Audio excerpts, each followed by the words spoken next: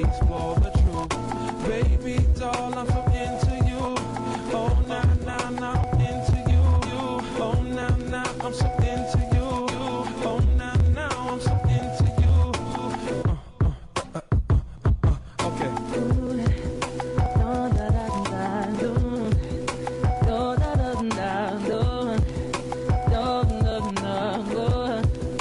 Yeah, it would be funny if I kicked the freestyle, because sometimes I get a little wild. My birthday is August 8th, and I know just what I hate, and it's not you, cause everything that you do, I'm so into you.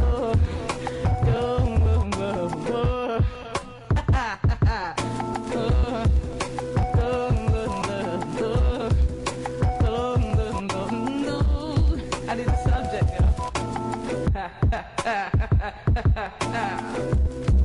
what am I talking about? I don't know what to do. See, I've been having doubts. Maybe it's because of you. You don't know what I am. You don't know who I'm gonna be. But one day you will see. In the air, every promise and I'm gonna make some pretty melodies. Some lullabies, memories. Remember back in the day when you used to say, oh,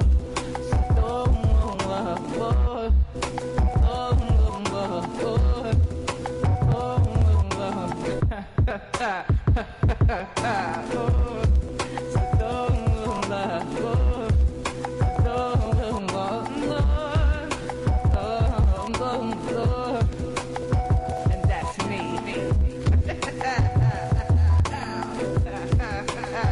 On V108 The Vibe, you get great R&B and urban music like this. I'm a soldier of every day and night. And like this.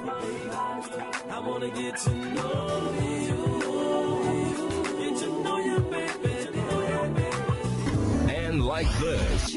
I can't hardly wait to be through with you. Hardly wait. V108 Urban Vibe, your choice for the best R&B and urban music 24/7. V108, The Vibe, the soul of America.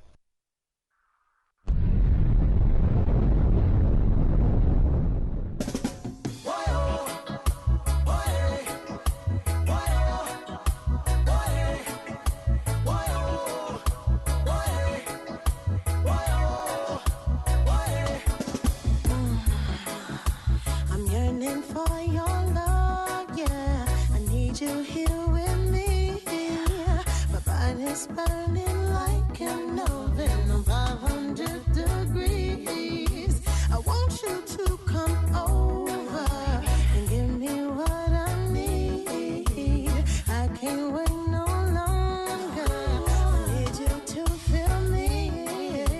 I know you probably got something else going on, but I don't really care about that. All I really know is that I need you to feel this fire, 'cause I'm burning up, burning for your love. Hey, I need you to feel this fire. I need you to come into my love, 'cause only you can get me hotter. Got my temperature higher than the sun. Oh, I need you to feel this fire. Feel this fire.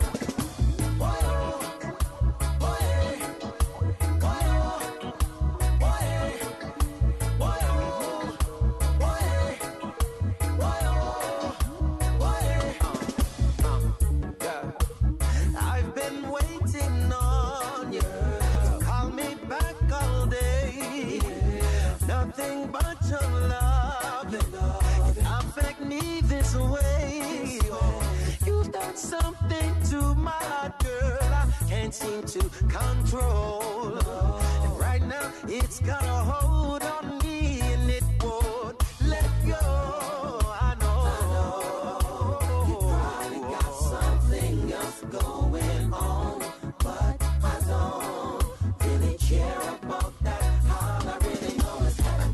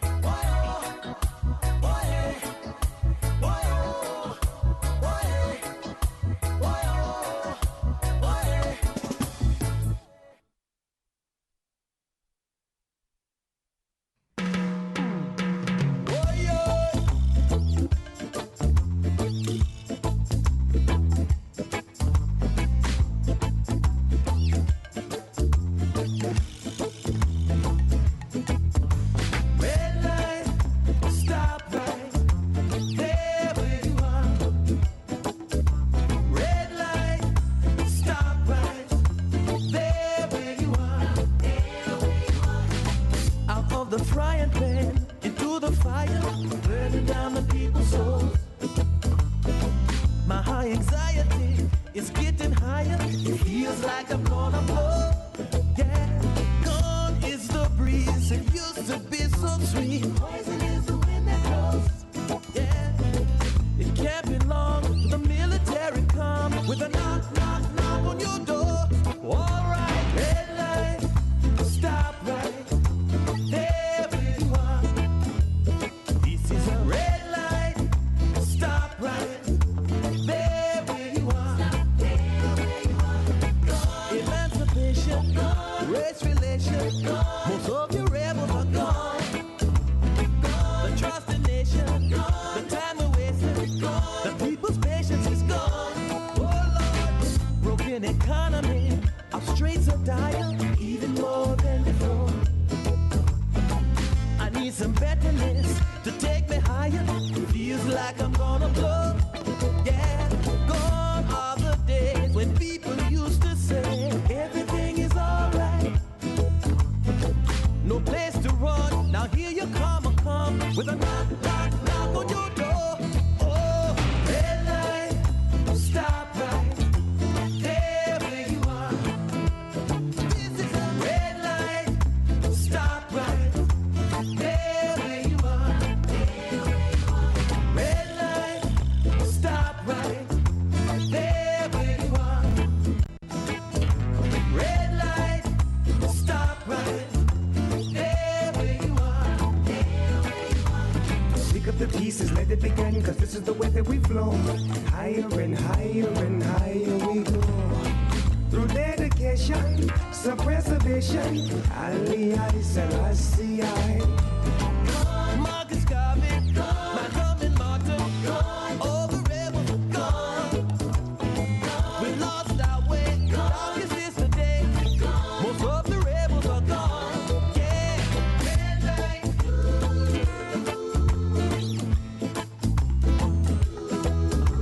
Red light.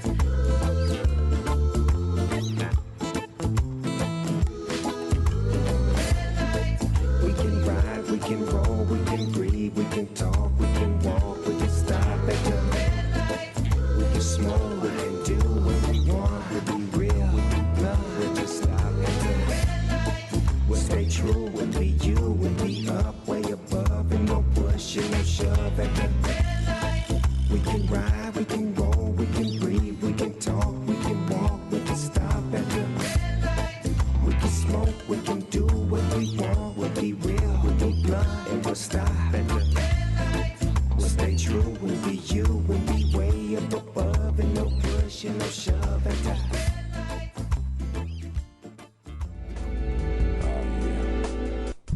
Maybe my crown is on crooked or something, you know. I don't think they're recognizing me for the king that I am, you know what I mean? Looking around, checking things out, and it's like this. And I've been seeing things and hearing things. I watched Oprah on TV, and I sense you think your independence is too much for me. Woman, please. You see, I want you to come up, but don't get hung up, because I'll work you out till I figure you out enough to turn you out. And there's plenty of men like me that's if you looking enough to stop tripping on what they drive in the 9 to 5s and open your eyes to my mentality, because the career, the truck, see, I can lose all that. So don't confuse all that, lady. What can keep you happy?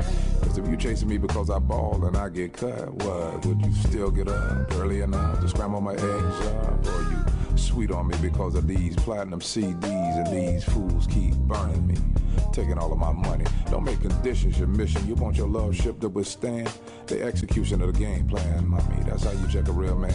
Like if you get at me because of that philosophy, if I get cold, I'ma get hot again. That spot gets dry, bitch, I can get wet again.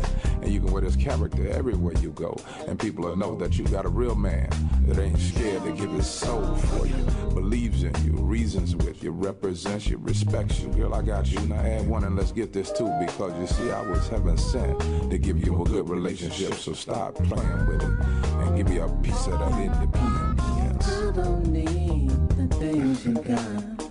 I'm just asking that you give me a chance to love you. I love you. You need me. Give me a I need piece of that independence. you. You got the cause of first, baby. All right, everybody. Hey, DVP is on the air. Want to apologize for that. We are getting some stuff going. Random thoughts. He is actually claiming he in traffic. I know that's what he's saying right now, but you know. I ain't even sure. I'm lost. Oh wow, he's now saying he is lost. And you are like really live on the air telling everybody you're lost. Really? Hey man, see, I need for them to hear. I need for them to hear Young. That's my GPS director. Man, she talking all dirty to me. I'm lost. I'm somewhere between what they say, Harvin's Road and Dickens Road. That's what they know what they say. Am I in the same? Dude, Dickens Road. You're right at the corner then. Okay, well, I mean, she gave me there, but it was like 2 wrecks on the highway, so she's been telling me to take all these little shortcuts. So I'm like, man. Because Harbin's is the one right before Dickens, isn't it? Yeah. Once you go through Dickens, She just told me to turn, because she said Indian Trail is a mile from where I am now. He's still got to come up. So okay, anyway. So keep going. Just keep going. Yeah, just keep going. So, yes, you know they're going to clown you because they already laughing at you before you get here. Hey, and it should be, because I'm like, man, I'm just sitting here just riding. It's 2 wrecks. I was like, 1 wreck I can handle because, whatever. 2 wrecks. I was like, man, I ain't going to have 2 wrecks. So I was like, whatever. And I thought I could speed, but that wasn't happening either. Because speeding got me this far. So right, yeah, you're not in your police car right now, so speeding probably wouldn't be the best thing for you to do. But no, man, you need to hear Young, my GPS lady. She is pornographic in nature. She be like, turn left and slow down. You should consider putting the car in reverse and backing up. Really? Get in the second right lane of 285. I can't even concentrate with her talking to me. I'm like, how to cut this off? You are hilarious. See, nasty. You are hilarious. So we're not gonna get into. I guess we need to ask her. Other than the traffic being really bad. Oh no! See, I see Zoo Tavern now, so I know where I am now. Okay. So you should be getting ready to turn in here shortly, is what you're saying. Yeah. I should be there now. I should be there now in less than 90 seconds. It's light turn. Okay. Green. Man, yeah, but me and Young, we've been having some good time. Young, I'm going to have to give you another phone. Because, boy, man, she distracted me greatly. All right. Well, do you have it? Are you going to prep us any particular topics you plan on getting into today? Well, I mean, I got like focus. I'm gonna go ahead and knock off the. I think I'm gonna get 10 minutes to Adrian Peterson and Ray Rice. And then I got a couple of relationship things I want to get into because I actually read an article. But I'm gonna listen. You know what I'm saying? If they got something they want to talk about, I'm still versatile. I got 100 different subjects in my mind. So whatever happens. Well, the first thing are they ready for me? They don't have some extra time to prep. Are they ready for the real DVP to show up? Or are they gonna be scared like they were last time? I'm just trying. You know what I'm saying? I just need to know. Shar said ain't nobody ready for you. But you know what? The first thing we got to do though is that's why we know it too. But we have to separate Adrian Peterson and Ray Rice. I don't even like people putting them in the same subject because they're 2 totally different situations, 2 completely different. The Adrian Peterson and Ray Rice. No. I'm just going. I know you want to talk about both of them, but when you say them, when you even say their names together, because everybody on the sports radio everywhere is tying the 2 of them together, and those are 2 totally different situations. But that little boy needed his behind beat. I'm sorry. The situations are different, but the totality, the reaction is the same. Well, right, and that's the problem. The reaction that people are having are the same, and that's what the issue is. It's like they're having the wrong reaction. I mean, we'll talk about. Well, you know what? Let's go ahead and continue that conversation until you walk in the door, because we might as well get that going. Because I already said that I have that's an itch on my butt right now that's really bothering me. So there are little children in the building. I had to change that. So, all right. Well, like I said, give me about 45 seconds, and we're good. So, well, I mean, yeah. So I'll go ahead and keep talking. So, okay. So the whole thing with Ray Rice, they should have suspended him more than 2 games from the jump, regardless. They shouldn't. Yes, they should have. If they had seen it or not. I don't care. They were wrong with Brandon Marshall and them. They should have done it with them too. But since they didn't, they can't all of a sudden make it retroactive and start just doing what they want to. No, not that. They can change. They can do what they did and change the policy. Now, Right, but since they didn't, they had to stay consistent.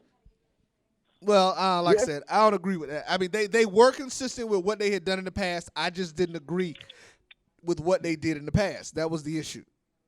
Right, but that's the thing. When they did it in the past, didn't nobody jump up and say we don't like it? Well, no, I did. I was like, dude, really 2 games for that? Okay. Well, I mean, you didn't see this women's organization jumping up and saying, hey, we don't like what you did to Brandon Marshall. We don't like what you did to nobody else. In reality, they didn't even do it when Greg Hardy incident, and Greg Hardy got convicted, and ain't nobody jumping up and down.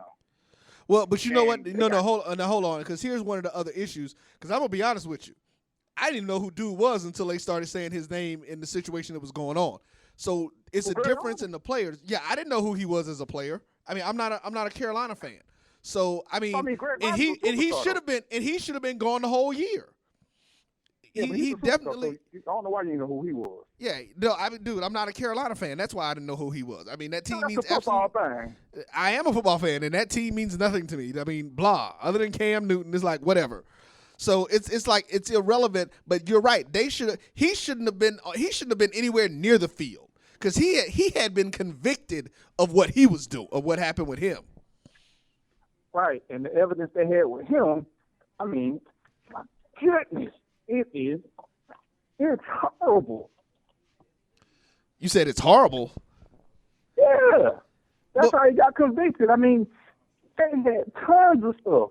That's why I don't even know what I don't even know what he is appealing. Well, right, he is, because he is appealing, so. Well, yeah, and of course Ray Rice is appealing. You're appealing, and you already look nigga bad. Well, Ray Rice is appealing his indefinite suspension as well. And you look worse than that, so you shouldn't be appealing nothing. You should be just shutting up. Yeah, I mean, I don't understand. Like I said, he was found guilty. I don't even know what debate is he has with the league to what they said to him, but you know, because Carolina was going to let him play. He was in the starting lineup until they started all of the fuss with the other 2 people. Cut your phone off.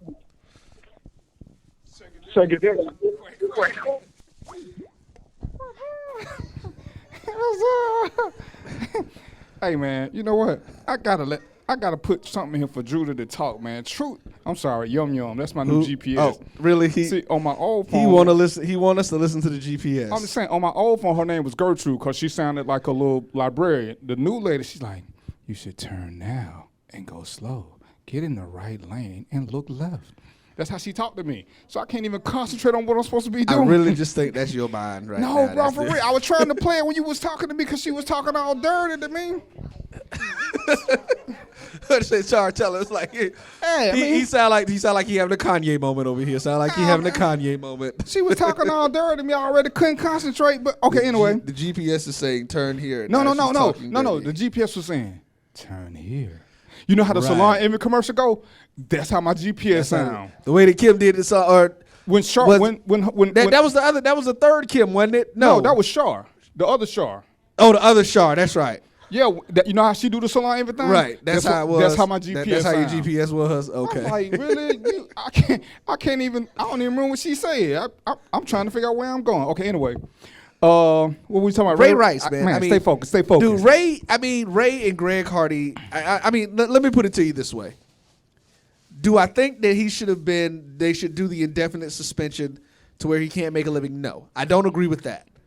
But there should have been something that would have changed the process. 2 games for that is not enough at all. There was no way around that. 2 games was not enough for any type. If you've been convicted of, admitted to, and whatever, if you've done any kind of domestic violence on I ain't behind that one, though. Dude, why? Why are you not behind that? One, and my major reason is, and understand this now, we talked about this. I worked in domestic violence unit for 5 years, right? The fact that she kept wanting to take blame, you got to remember now, and we strictly talking about Roger Goodell, who I ain't got time to bash because I don't know all the details. But if Roger Goodell's sitting there listening to them, and she keeps saying, I instigated this, and for him to summarily dismiss her and say, no matter what you say, I'm going to still get him, that makes her more of a victim because now she's saying it's her fault. But he's saying, I ain't paying you no attention. So he can't ignore her because she, I don't care how you feel about it, she's a witness. She has got to be the lead witness. And if she is the one who's complaining, Roy, if I slap you and it don't bother you, how can it bother Ray? It can't bother Ray more than it bother you. I hear you on that. And I'm going to just reverse it because that didn't even sound right. If I slap Ray and Ray don't complain, how can you get mad? How can you get mad for Ray? And if old girl is saying, I started this even though she lied, and see, to me, that's something that needs to be addressed. Well, we don't really know because it could have started prior to them getting in the elevator. No. My point is this. This is my point. It's one thing for you instigating something, but if she ain't put her hands on him, you can talk all you want to. He knocked her out, right? Dude. And see, that's the issue now. There's nothing that you can do to get to a knockout issue. So right. But I'm saying we can look at that in hindsight, but you can't take away from the fact that she kept saying it was her fault, whether it was or not. If she wouldn't take that, if you listen as an impartial source, you can't sit back and say, I don't care what you say, it's his fault. You've got to take what she's saying in consideration, and you give a quick suspension, and you let the legal process do. And this is my biggest issue. The DA gave him anger management, so how can the law give you something that says the law said it ain't that bad? The law who saw this whole videotape. The DA saw the whole videotape. The police saw the whole videotape. They said, let's give this man anger management. So how could Roger Goodell, who is a private entity, say, oh, the law wrong? The law. DA saw this and said anger management. They didn't even give the man a fine. Straight anger management. No fine, no other classes, no nothing. You can't get that in Atlanta. And this one of the laxest counties in America for DV. But the law gave him anger management classes. So how could Roger Goodell, 2-game suspension was way more than anger management? If they make you pay for your own anger management class, you know how much it costs you? It costs you $650 to pay for anger management.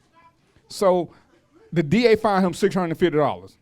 So what? I mean, I hear you. So you can't get beyond the legal system. No, yes he can because of what you just said. Due process. But just based on what you just said, the NFL is a private industry. But what do?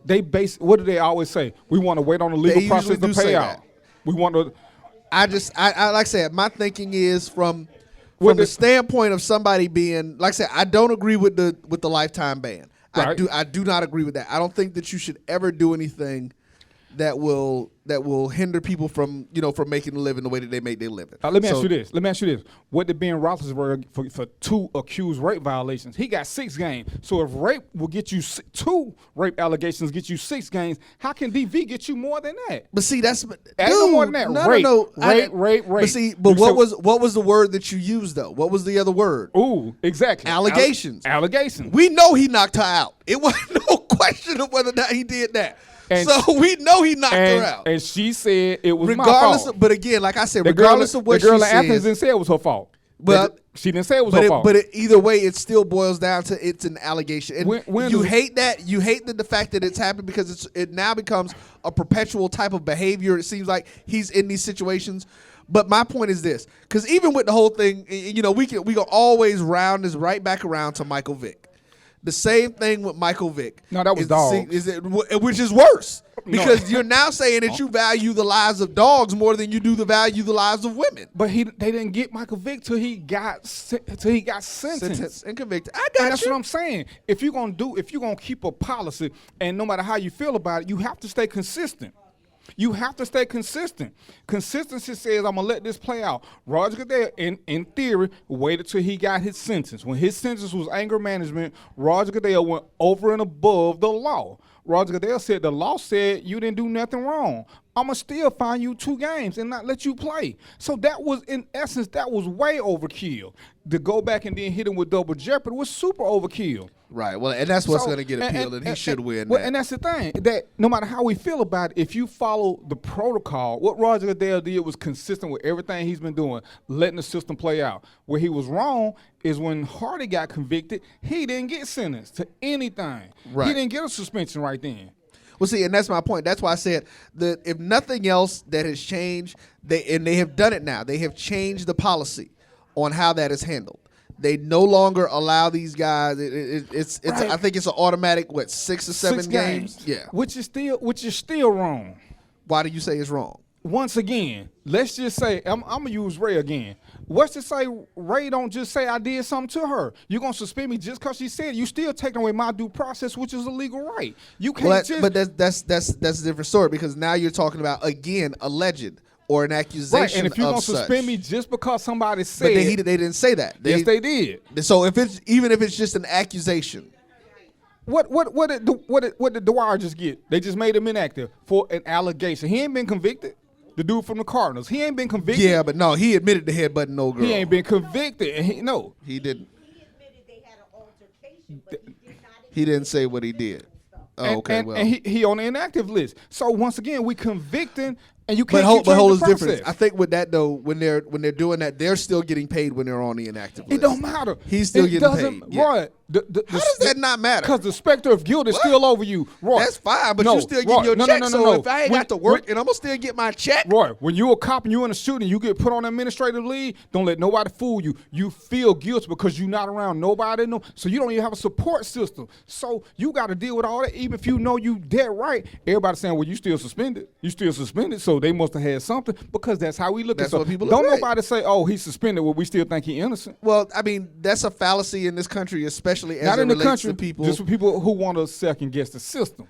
No. What I was about to say is that the fallacy that you're innocent until proven guilty is not a reality for a lot of us of the darker hue. I mean, that's just and I know we've had this discussion with you being an ex-police officer or whatever, but that's a reality. I mean, so and you work with the domestic violence unit, like you said.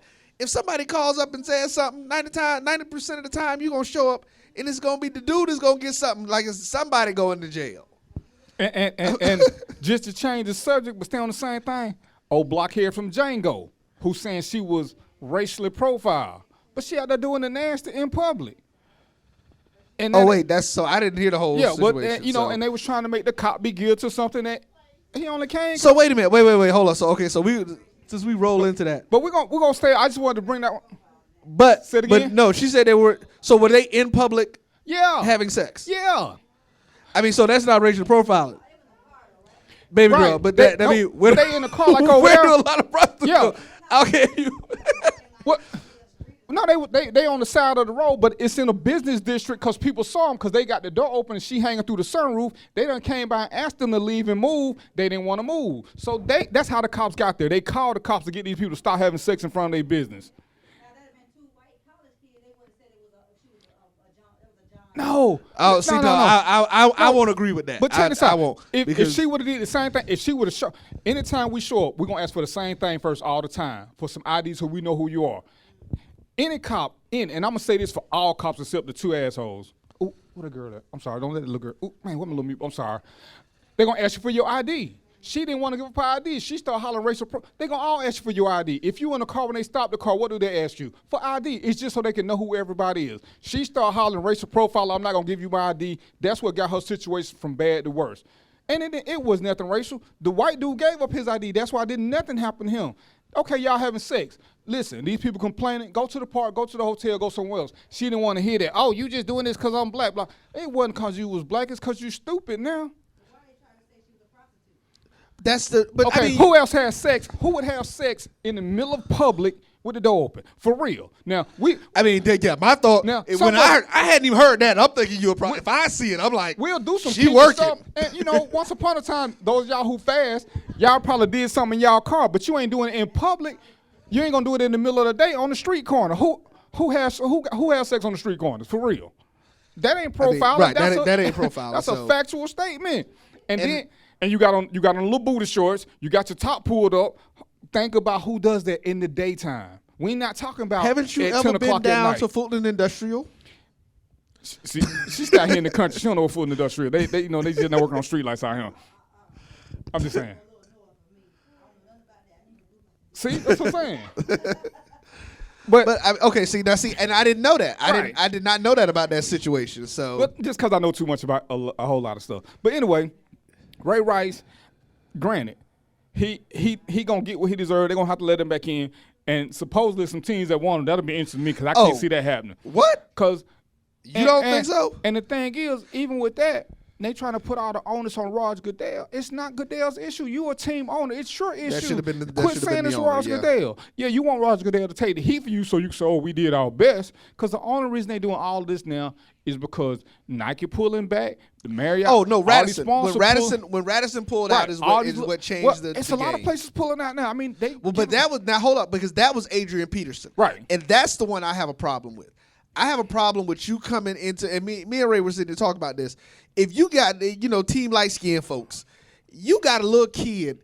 All you got to do is grab their arm and they gonna bruise up usually. Roy, I was trying to agree with you. Dude, I'm sorry. Roy. I done been, and like I said before, Roy. I was that kid that had to be beat like that. At 4? Because at 4 and 5 years old, because they stopped beating me at 7 because it didn't do nothing after that. Roy, if you need to be beat at 4, they should have used some electricity on you. Well, see, but that's my point, and that's what people don't get. There are some children. I don't worked in places where I've seen toddlers who come in there and are running rampant in the building. And Gotcha. you pop Billy, go to time. Boy, if you don't sit your down, right, I'm gonna throw something at you. That come from home training, Roy. If you training right from the beginning, and that's what Adrian was doing. Roy, and that's what Adrian Roy, was doing. Did you hear why he say he hit the boy? Because he pushed his little brother something off of a motorcycle. No, he said he hit him because he was cursing. No, you're talking. It's two different ones, buddy. That's the first one. No, that's the first one. Okay. So that's the one that happened last year. Okay, which means he has no control over his own kids. No, yes it does. Right. Dude. My kid's over 20. They still won't curse in front of me. Okay, because why? You set the standard when they were young. And I just said it came back to what? Home training. So and he's doing that. Remember, right, you don't play catch up? Dude, these kids don't live with him. Right. The one that he got in trouble for first was the one that lives with the mother in some other city. Right. He pushed one of his siblings off of a motorbike. Right. Had that been somebody else's child and that kid would have broke an arm, broke a leg, everybody would have been like, Adrian Peterson ain't got no control. He ain't doing nothing to discipline his kids. No, he did exactly what he was supposed to do, and he beat that little boy. Here's another thing. Hold on. Exactly. No. He beat him. That's right. He didn't whoop him. He beat him. Because at some point, that's what he needed. He needed to be beat. You can't beat a 4-year-old to the point where he had marks a week later and they still fresh. Dude, I'm sorry. When you get hit with a whip, with a switch, I had marks that lasted 4 and 5 days, and I'm brown skinned. Right. So when you high yellow like that, those welt marks are going to be there. Right. The man said, I'm sorry. He said, I don't know how many times I hit him. And he didn't even cry. So he got one of them little Don't tell me, D. Don't tell me you've never seen a kid that's rougher than a normal toddler. Bro, I didn't cry when I got whooped. But to say you don't know how many times, what rule is you never whoop when you mad because you wrong. This is true. You don't whoop in anger. Because how you whooping and you hitting them in the balls and stuff.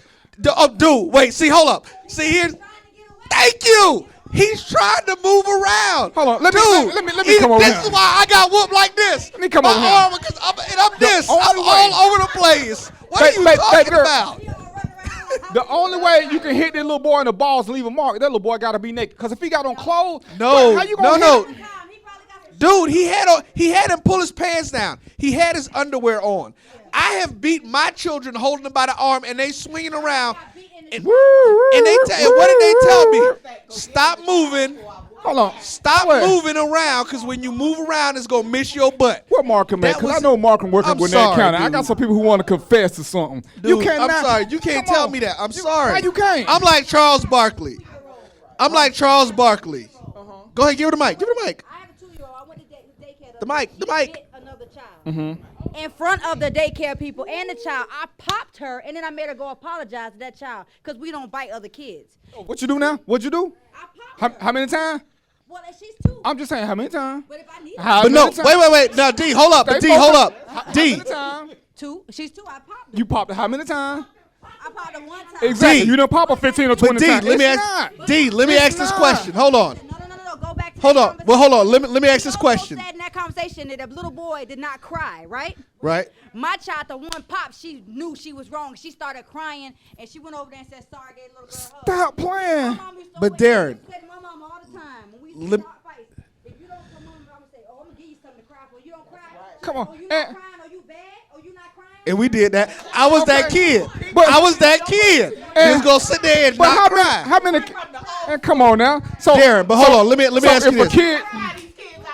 Darren, let me ask you this. Darren, let me ask you this. Let me get my belt. Darren, let me ask you this, because this was my other point that you were trying to bring up. What you were trying to bring up about how many times did he get hit? This is the other thing that people are not asking the question of. How many times has he had to discipline that child for that behavior? Even for that particular, because if So I that have to means tell, he's a bad parent. no, it doesn't. That means that child takes more. It takes more for that child to learn. Exactly. That's that, and I know, because I had the hard head. I know. I had to be beat about certain things 3 and 4 times. We got somebody calling in. You got to call her. You got to call her. Caller, welcome to Random Thoughts with DVP. I hope you ain't been drinking tequila before you call in. What's really going on in your world? It's Jack. Shout it. What's up? What's happening? It's Jack. What you got? What's up? What you got going? I'm home. Shout it. He just called in. Hey, are you listening to the show or you just calling in again? I'm just calling in. I ain't been listening to You it. gotta listen so you can stay focused. You coming in, we having an argument. Well, you know, that's what I love to do. Arguing is my thing. You're right, but we ain't got time to recap the whole thing. You gotta listen in and catch up and then come in. I'm gonna just go ahead and listen right now. But D, okay, here's the thing, man. There are some children that are, hell. they are just, Here we go. they are just going to be harder children to discipline. Like I said, I know because I was one of those children. It got to the point where I would just tell you, my mama had to stop beating me because my mama would beat me and she wouldn't just spank me. She would be trying to beat me and I'd be sitting up there looking at her like, Trying okay, to beat the black off you. okay. She tried. And my mama did something now. She didn't beat me, but we were in Sears one day, and I decided I wanted to throw a fit. I am 44 years old. When the family get together, they still tell this story about how I went to cut the food in the Sears in aisle number 2, and my mama, like your boy said, tried to beat the black off me. My mama said that was the last time in public I ever cut up on her. But I had done it so many times that she was just like, okay, I'm done. They still tell that story and laugh at me. Let me ask you a question. Is this a continuation of what me, you, and Roy talked about last week? It's 4 different subjects. That's why I said you start- gotta listen. so we got 4 different subjects going. Okay. I'm going to tell you like this. My mother was a strict disciplinarian. I told my father at age 35, I said, compared to my mama, you look like a punk. You ain't got nothing on my mama. Now, with that being said, if we talking about this stuff that went on with Adrian Peterson, I'm sorry. If you have to take a switch to a 4-year-old, 4 years old, you suck as a parent. You absolutely suck. Listen, if hold you on. Have to take a Hold on. 4-year-old Hold on, listen. Jack, listen, no, I done came up in here and we arguing. Here's the first part. Here's the first part. That child does not live with him on a regular basis. So that child is already probably out of control. So he now, hold on, wait a minute, hold up. Because this is the other part of that. This is the other part that I've always said to people. I've worked in enough facilities and worked around enough people and been around enough children. Beating children after the age of 7, unless they do something really, really bad, don't really matter. Because one, the beating is over quicker. That's when they start getting into stuff that they want and you taking it away. That's how you punish children. But when they are 3 and 4 years old, these children still don't understand anything other than that physical punishment. Because how can you rationalize with a 4-year-old? They don't have the mental capacity for it. You know how you rationalize with a 4-year-old? Go look on my page. You can put me in a room with 37 4-year-olds. As long as I got SpongeBob DVD and chicken nuggets, I can get you're talking about pacifying children. You're not talking about rationalizing. You're talking about pacifying children. There is a That's not difference. pacifying. We're talking about, dude. Yes, it is. I raised You children, cannot and I know how to rationalize what turn a Nickelodeon 4-year-old on to stop them. That's my cannot point. You rationalize can't with a 4-year-old. rationalize with a I 4-year-old. say That is the do. point. Bro, they say you yelling. Oh, I'm sorry. Yeah, and I am. I'm sorry, y'all. Because I get real heated about this whole discipline thing. Because the system. Hold on. There Because is the no system. I'm laying on the floor doing snow angels. Listen. Here's the thing. The issue is, and this is where I have the biggest problem with this, is that if he does not discipline his son, 10 years from now, the system is going to be like, when this child is completely out of control, they're going to be blaming him as a parent, saying that he should have done more. You cannot go into people, and this is me and Charles. I agree 100% with Charles Barkley, and I don't understand how D, being from Atlanta, I grew up. Everybody who in my neighborhood had them bushes in their yard that we had to go pull our own switches from. We always had to do that. Adrian Peterson is the victim of I think part of it is the way that the system is set up. He's not no damn victim. Hold he on. took Wait. a switch to a 4-year-old. Which he needed to You don't take a switch to a 4-year-old. Dude, no, yes you do. A 4-year-old. Do you understand how small a 4-year-old is? Dude, this is Adrian. Hold on. Wait.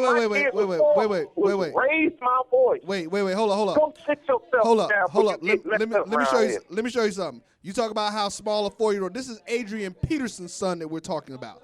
So I'm gonna tell you about how my boss's like 6 or 7-year-old son is way bigger than my 8-year-old nephew. I mean, my 8-year-old grandson.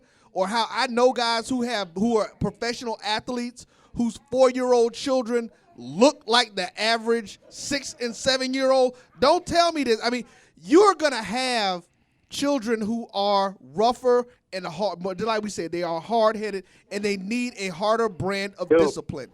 I was that. Y'all can't tell me. There's no logical way you're gonna explain to me. I don't care about the size. I'm talking about the mentality of a 4-year-old. And that 4-year-old understands beating. A 4-year-old. Yes, you do, because that 4-year-old will then understand as you do not I got do that. An Adidas flip-flop, as long as I got an Adidas flip-flop, I can handle a 4-year-old. And I don't need to pop them about 3 or 4 times. You're going to do what I say do, or this right here going to get worse. I'm not taking a switch to a 4-year-old. No. You cannot rationalize that with me. It's not happening. That's you. I ain't getting it either. Yeah, So one of the young ladies in the salon asked, "Then how do you discipline a 4-year-old? What do you do?" You know what? If my daughter, my kids are 7 and 10, and I actually posted this on my page. My daughter is actually the youngest, but she's the most mischievous. Jack, I'm gonna cut y'all. They say you're not answering the question. They say how if you don't take a switch to a 4-year-old. The lady said, "How do you discipline a 4-year-old?" Let me just say this because I had a and 4-year-old you know 3 what? times. I'm telling you that. Hold on, wait. Let him answer, D. Let him answer. Okay, go ahead. When my daughter sees me walking through the house with one shoe on, one house shoe on, she knows she in trouble because the other one is in my hand. And I put that shoe on her behind. I do not take a switch to a child that small. No, it's wrong. There's no way to even dissect it. You don't take a switch to a child. We don't put the hot iron down. Jack, Sharda stepped away from her client to come talk to you. But here's the question. They say you're just saying not to switch. That's your issue. The issue is the switch. Because they're saying you're using your house shoe. So what's the difference? And my house shoe goes square across the behind. I do not break skin on the legs or on the back. I'm not a slave driver. My house shoe goes right across the behind. I don't take a switch to a child's legs, and I don't break skin. Only thing I want out of my child is I'll apologize. I don't want to do it again. I'm not taking my child to the hospital because they got so far out of hand, and you can tell he beat that child out of anger. He didn't beat that child out of no damn discipline. But see, that's what again. And here's the thing. One of the ladies made a statement. I was thinking it. She said, "But no, we weren't there. We don't know that he beat this child out of anger." I've been in a situation where I have had to discipline my children, and I had to get things across to them. because they did things that they know were wrong. They did things that we had repeatedly spoken to them about. It was not going to be a 1 or 2 swing thing. That's my point with people. And you even said it. Hold on, wait. Here's the other part. Hold on. This is the other part that you aren't even mentioning. You said your daughters. Little boys are from day one are built to be rough. They are much rougher. The boys are, and you notice that boys are disciplined more physically than girls are. And like I said, if that little boy, if his sibling, or if it had been somebody else's child, and he had pushed this child off of a motorbike, and that kid ended up with a concussion or a broken limb, everybody would be saying the same thing for a different reason. He ain't no good as a parent, and he can't discipline his kids. And that's my point. Yes, at 4 years old, because if you don't beat children when they're young, it won't make a difference. Because when they get older, beating them means absolutely nothing. My granddaughter just turned 1 on the 27th of August. She moved in with me 2 months before that. She was crawling when she got to the house. My daughter said, thumping her don't do nothing because she know that's how I discipline little babies. I thump them. When they do stuff they don't have no business, I will say no the first time. We got another caller coming in. So caller, hold on a second. I will say no the first time.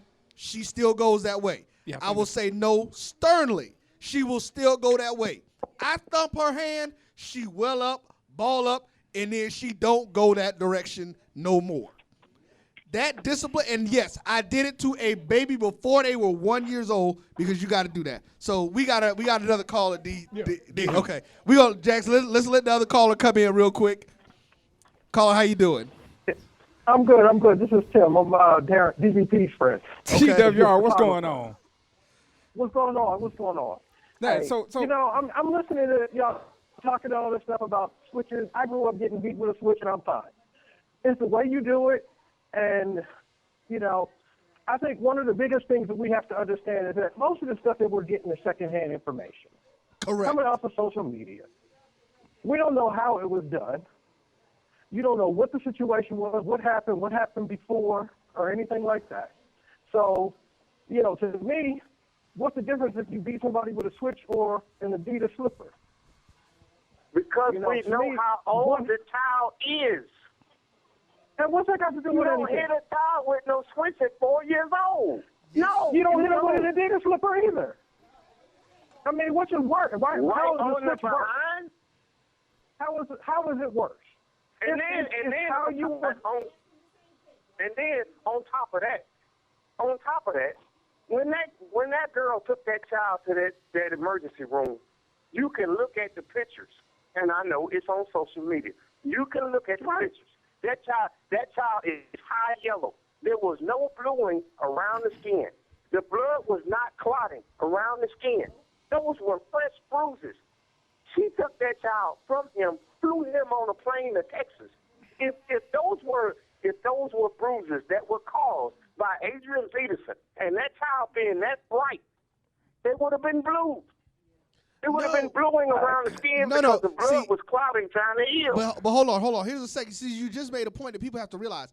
There is a difference between a whelp and a bruise. Okay. A bruise is associated with major force. You're going to get a whelp with a switch regardless of what your skin complexion and how hard you hit somebody with it. Let me just say this. Let me say this. Do y'all remember what? Last weekend?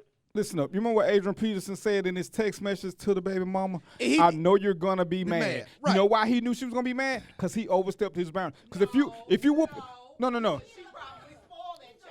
Negative Ghost Rider. Well, no. Hold on, because here, Yolanda just sent the text. Hold on. Let me say this before you finish what you're saying, because your point probably does he probably does have a good point, because Adrian Peterson, she used the term acknowledge, just started acknowledging this child last year. So we don't know, which somebody else made a point to me that was probably one of the bigger issues that I think you actually may have said it, that there was a bigger issue with him and the mother behind that. So, but I wanted to bring that up. No, it ain't, because see, I have been away from my kid's mother, and you understand who each other are. You still, as the visiting parent, whichever role you're on, you know where you stand. You know what the other person believe in. No matter what the kids do, you know who each other are though. You know when every woman I dated knows that I'm a disciplinarian. I'm not finna do time out. I'm not finna negotiate with nobody that don't pay rent. But I don't hit out of anger, which I'm still asserting is that what Adrian Peterson did. Anytime you, no, you don't. No, anytime you hit out of anger, you can't remember how many times you hit. No, because that's when abuse comes in. Because when I whoop my daughter, I ain't saying, no. See, but y'all missed the point. There's a difference between being unhappy and being mad, because you never hit when you're mad because you're not punishing it. You releasing frustration. When I whooped my little red daughter and she was red, she knew why she got a whooping and she lied to me. The rule number 1 in the house was don't ever tell a lie. She got 5 licks for lying. That's the ground rule. I was upset that she lied, but I didn't hit her. I didn't hit her while I was mad. When I whooped my son for the first time, when he did what he did, I was extremely hot. I went to bed first because I knew I couldn't hit him as a responsible adult, feeling like I was feeling. There would have been no punishment for what he was doing. I would have been releasing my frustration. You cannot whoop when you are still frustrated, because then it's abuse. And that's fine. I'm telling you as a man, because I'm way stronger than most of y'all, you have to temper it. Yeah. Because as my daughter told me one time when her mama whooped her when she was mad, she said, she didn't do a good job, Daddy. You still need to whoop me. Because all she did was swing. But, and that's a whole difference between where we are now and where we were when you were growing up. Because when y'all were growing up, guess what? I'm willing to bet that y'all mama never told y'all to fear the police in the first place. They told y'all and taught y'all how to act. When you did stuff, it was because you was just bad. Now what do everybody say? What do parents tell their kids now? But I'm saying, what do parents? But I'm saying, what do these 20-year-old parents tell their kids now? If you do something bad, I'm gonna tell the police on you. Our parents never told us that. Our parents never told us that, so we didn't have that option. You knew you either gonna do right or go stay at the Y. Right. You and nobody else ever. Right. But you couldn't. That's what I'm saying. But these new ways. A 4-year-old. I'm sorry. I have 2 small children. No, there's a way to do everything. Switch on a 4-year-old. I'm sorry. I just don't agree with that. But that doesn't make it wrong. The new parents and I had changes all that. My grandma kept a switch in the house. All our parents did, but that was old school. That's not right. We're not in the old school no more. We're not old school no more. And that's the problem. That's why our jails are filled.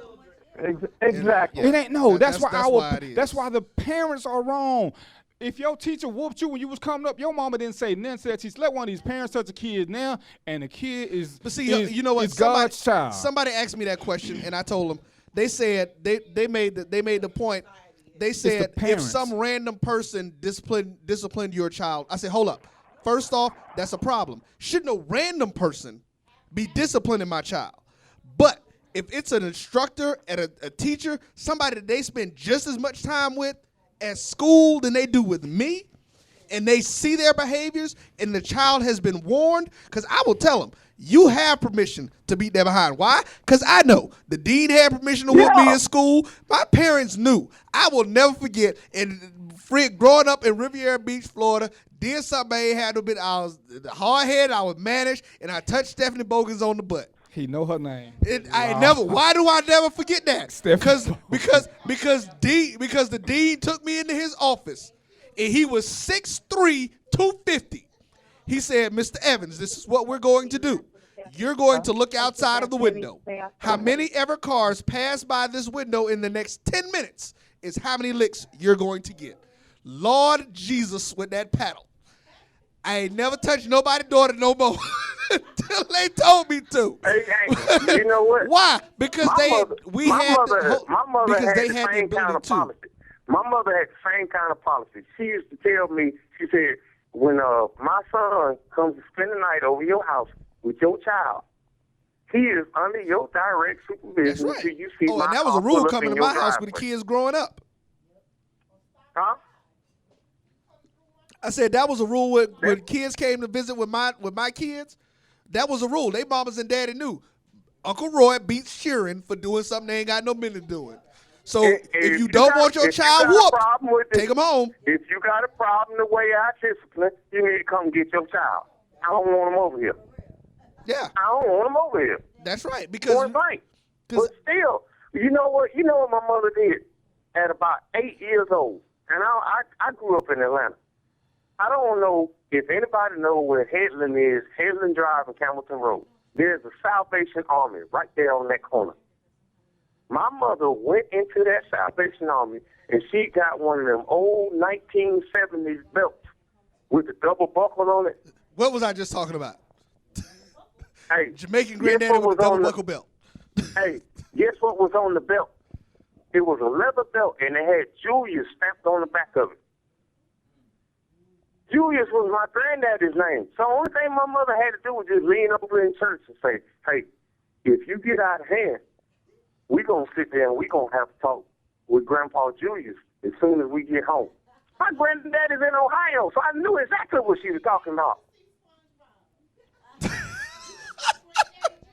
Wow. Okay. So the one of the ladies in the salon, man, kind of counting. She's like, so why Bob ain't taking to see SpongeBob? But Jack, you actually proving the point that I'm making to you. You understood. I wasn't bored. But you're right, because at 7 you understood. At 7 you understood what was going to happen. You didn't have to be beat at 7 years old, correct? She said, we finna go home. We finna talk to your Papa Julius. This is Atlanta. My granddaddy was in Ohio. But you understood. So but you knew what it meant. That's my point. You knew what it meant at 7. She would have said that to you at 4. You would have been like, huh? You would have looked and probably would have kept doing whatever you was doing. At least, again, that's how I know I did. How can I tell you this? Because, again, I did it up until I was like 8 or 9, and I'll never forget, 2nd grade, Palm Beach Gardens Elementary School, Mr. McCoy is the teacher. Didn't tell my mama I had to sit by the teacher because I was running my mouth in school. So what happens? One day we running late, so she got to take me to school. So she wondered why I'm trying to run away from her so quick to get into the classroom and tell her to go ahead and go to work. So she decides to come to the classroom. We get to the classroom, and she was like, Roy, go sit down. I'm like lollygagging around, trying not to go sit next to the teacher, because why? I know I'm going to be in trouble when she see I got to sit next to the teacher. So I finally go sit down, and she was like, Mr. McCoy, why is he sitting next to you? She's like, because Roy won't be quiet nowhere else in the room. She looks at me and starts laughing and smiling. Why? I'm going to get your ass. No, because she knows her beating me means absolutely nothing. She looks over at me and she says, I'm calling your granddaddy Leslie before we leave the building. When I get to the office. I went to crying the whole day in school. Leslie B. Mitchell was my Jamaican grandfather who, as I said, had the double buckle belt, and he took me to the side of the laundromat on 36th Street and beat me till I couldn't sit down for 20 minutes because I was doing stuff that I didn't have no business doing again. Now, mind you, like I said, this was 2nd, 3rd grade, so I'm 8, 9 at this point. So I done went past the 4-year-old, but I'm hard-headed. So they have to discipline me like that. After he beat me, guess who didn't have no more problems in school with the teachers? And as many times as mama had told me, but guess how many times after that I had them problems? Not a one. That's why I don't like GOAT to this day. Point. That's right. That's why I don't like GOAT to this day, because after that, my granddaddy used to force feed me GOAT, and I don't even want to eat it no more because all I can think about is that beating he gave me. That one stopped you. You didn't need it continuously. Dude, did you miss it when I said he beat me so hard I couldn't sit down for 15 minutes? Exactly. So, right. And he was mad. Ask my 16-year-old son what happened when he got in trouble when I woke him up at 2 in the morning. Yeah, he couldn't sit down either. So and he remembered, but that's and my point. And guess what he stopped doing? You need that, and you need that discipline with some boys. But I didn't leave bruised because I made him put some clothes on. Well, see, that was the difference. I am on board with jumping in that behind. I'm all on board for it. But you have to have a limitation when the child is 4 years old. And you know what? I don't care. But no, hold on, because this is the point that I think everyone is missing. Just like when the skin broke, this child again is high yellow, and is 4, so their skin isn't going to be as tender. I'm willing to bet you, and I can't wait till the court, the transcript comes out, because nobody is asked or is listening to anything that Adrian Peterson has said yet. All they're doing is basing what they've seen completely on the thing, other than the fact that he said, "Okay, I may have gone too far." I don't even believe. Okay. Wait, hold on, because he may have stopped. When you get hit with that switch and that broke the two, we talked about this last week. The two marks that were bleeding were two little bitty marks that are gonna happen when you get hit with the switch. That's probably what caused him to stop.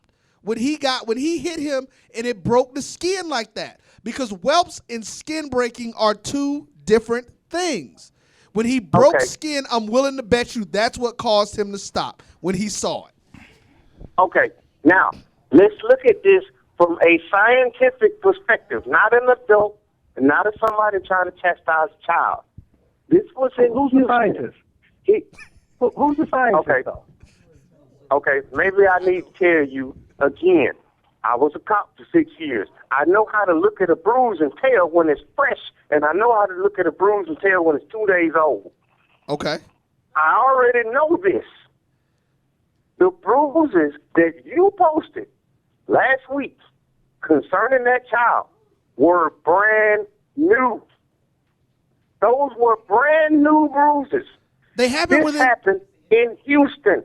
He put that child on a plane. He sent that child back to the mother, and the mother took him to the ER. And those bruises were fresh. Okay. If he put that child on a plane and she took him to the ER the next day, I don't care if it's a whip. I don't care if it's a bruise. I don't care if it's broken skin. As high yellow as that child is, there should have been bluing around the skin where the blood was clotting and trying to heal. Those were fresh bruises she took up into the ER. You just said they were fresh bruises. That triple broad is framing him. But you're saying that they're triple fresh. broad is framing him. If they're okay, well, see, there's. Long.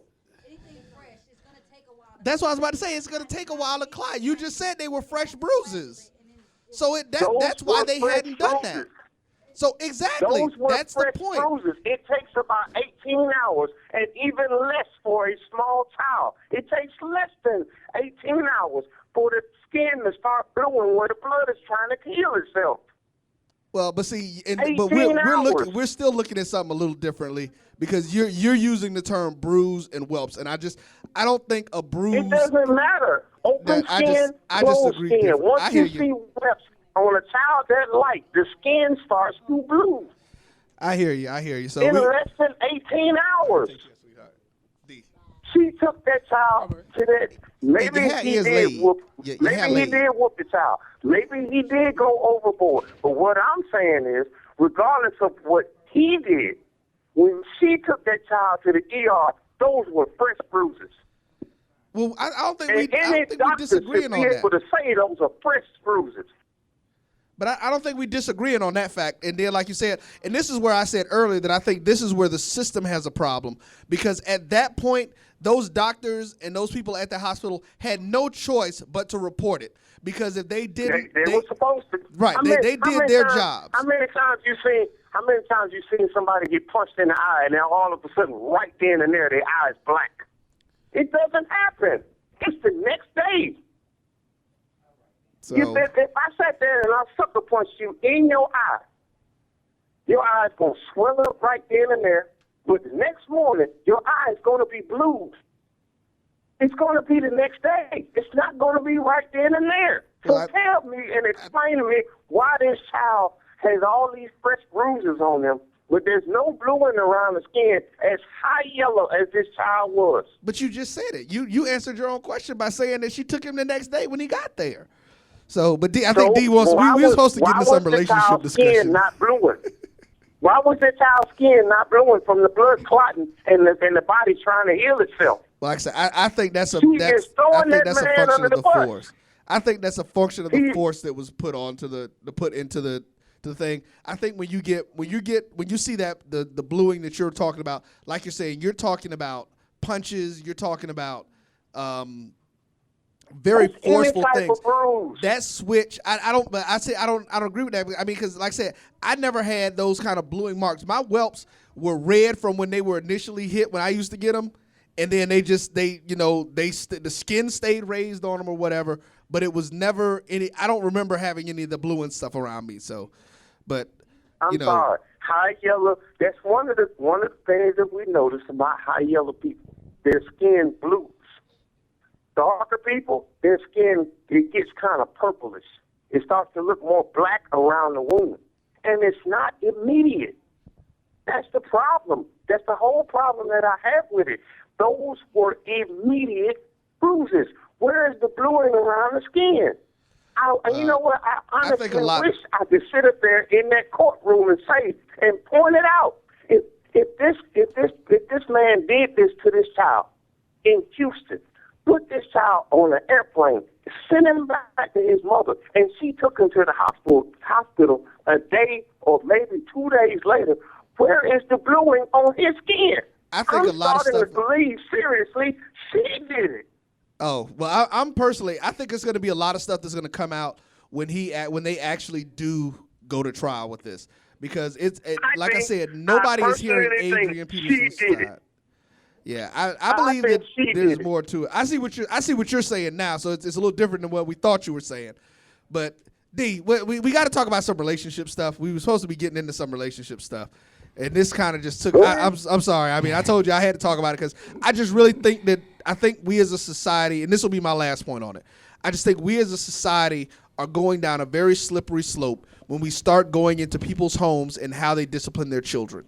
And especially when you want to hold parents responsible for the actions of their children. If you're going to hold me responsible, I have to be able to discipline my child to make sure that the types of behavior that you don't want and that I don't want don't get done. I don't agree with abusing. Just like somebody asked before, somebody out of nowhere said, well, what if he was punching him? The first thing I said was, I got hit in the chest I don't know how many times. Punched in the chest. But no, I'm not talking about punching a child. I don't think punching a child is right. I don't think when I was punched in the chest that it was right. How are we talking? A child. So I'm talking preteen. I'm talking anything. Be specific. Anything under 10. Oh. Honestly. Yeah, okay. Especially not a toddler. I don't see the purpose in punching a toddler. Yeah. Okay. Especially again, as you say, out of anger. There are things, and yes, the disciplining out of anger. And I honestly I think that's going to be something they're going to find, that Adrian Peterson was not angry when he was there. But the child, like he said, the child didn't even cry. So now he's sitting here like, oh, you really ain't doing nothing. Again, I know I've been there where I'm going to hold the tears in even if I want to get them out. Just to let you know that this don't mean nothing to me. But go ahead, D, man. That's my last one. I'm sorry. That just bothers me. That just bothers me. Let's go on and take a break then. All right. Get refocused. I guess the guys who are on are going to hold on. Sure, I'm here. All right, hold on. So we'll put them on hold, and then we're gonna go ahead. Hey man, I'm telling you, dog. You brought this on yourself with this one here, bro. We got to get that thing going, man. Go ahead. We're gonna be right back. We're gonna take a commercial break. We'll be back in a quick second. Go get something to drink. Bring me some tequila, somebody, and we'll be back. Random Thoughts with DVP.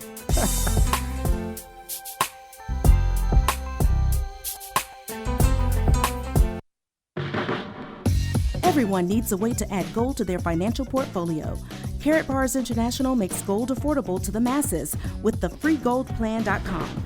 Get gold in 24-karat 999.9% pure gold bullion in small, affordable weights. Save your money in gold and even get paid to share with others how to do the same. No broker fees, no setup fees, and with referrals, your gold can be free.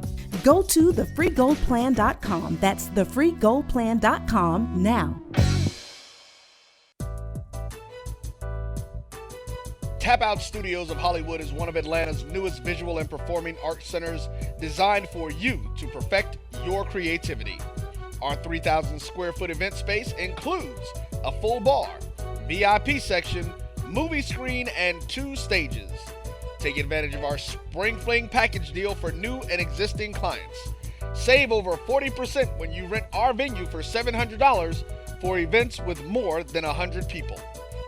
For booking information, contact Kendra at 404-578-1454. Located less than a half a mile off of I-20 off Fulton Industrial, we are Tap Out Studios of Hollywood, 620 Interchange Drive. Tap Out Studios of Hollywood, inspiring creativity, changing lives, and making dreams come true. This program contains content that is intended for mature audiences only. Parental advisory is suggested. No one under the age of 21 should tune in. The views and opinions expressed by the guests, callers, and host are theirs and theirs alone, and do not reflect the views or opinions of the Jericho Broadcast Networks, Sky City Media Group, and any of its affiliates and or sponsors.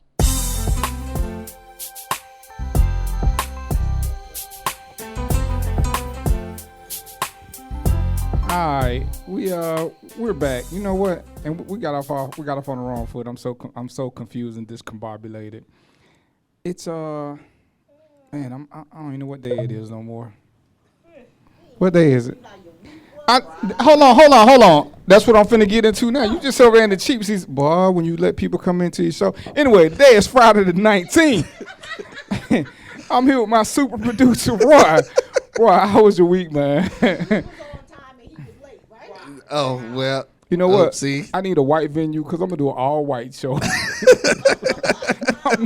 I'm not letting no light-skinned people in. I ain't letting no people with bad credit in. I'm just letting people who let you stay over their house after you get drunk in. Them the only people I'm letting over. Anyway, how was your weekend? It's cause your cousins was having wrecks on the highway. You know what I'm saying? If you tell them to quit drinking early. Anyway, Roy, how was you doing? How was your week, Roy, before I had to get up? The third time he asked me the question, huh? I'm saying they showed my week was it was okay, man. You know, it was kind of interesting. I tell people I'm one of those folks who believes that from a spiritual perspective, when you put something out there, you know, a lot of times you will get tested on it, you will get pushed into it, you know, but I tell folks, and anybody who knows me, I say my faith is bigger than anything that I deal with, so I'm not really pressed about it. I know where I'm going. I know what I'm supposed to be doing. Earlier in the week, you know, and it just kind of hit me. I think it was actually Sunday. Actually, it was Monday morning. I was just sitting up, and I was thinking, I'm like, you know, I always hear a lot of people complaining about stuff, and I say, you know, do we ever just take the time to be thankful that we're alive? I say, who cares what the hell is going on around you, excuse me, or what kind of stuff you're dealing with and how you know, you may not have everything you want. You may not have, you know, things may not be going the right way, but just look up and be like, somebody woke up on the other side of 6 feet of dirt this morning. So what you're saying is you didn't do my 5-day challenge. I haven't done it yet. I forgot I hadn't seen it. Remember when you did it, I wasn't online. Okay, so I didn't know. Once you but do the 5-day challenge, well, and I'm gonna redo them. But see, and here's what I did. This is what I told people to do. I said, you know what? Even if you feel like you want to complain, just be like, you know what? I am thankful I'm alive, and move on. Don't worry about nothing else. Don't complain about nothing. And I didn't complain about anything all week. And it was just like, yo, and you know, I'm good. My take on that is different.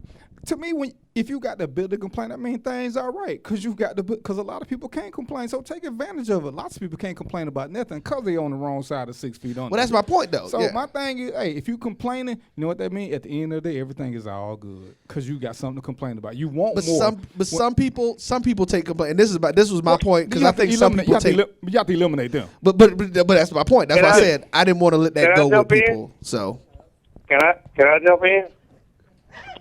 Sure. Can I jump in? Go ahead, man.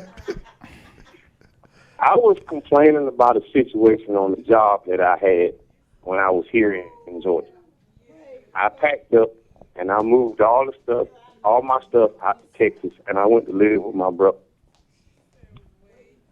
One of the dudes that I was working with, he messed around and he got fired. He went to a lawyer and said that when he got fired, it was based on unfair hiring and promotion practice. I found out about all this when the lawyer contacted me, and the lawyer said, well, he threw your name out there because evidently what happened to him happened to you. I'm finding myself in the middle of like 12 people who have already left this job. And this is a federal government job. This is not no rinky-dink job. And he said, Mr. White, can you tell me what happened with you on this job? And when I laid everything out there, and I told him, I said, this is everything that happened. This is what I did wrong. I had a supervisor on this particular job that he knew I was a police officer in another city, and I've arrested his brother like 4 or 5 times. And we started putting it together. He was like, okay, I see what's going on. Me and him talked for about an hour and a half, and he said, you know what, Mr. White, you have the best case of anybody that has come in my office.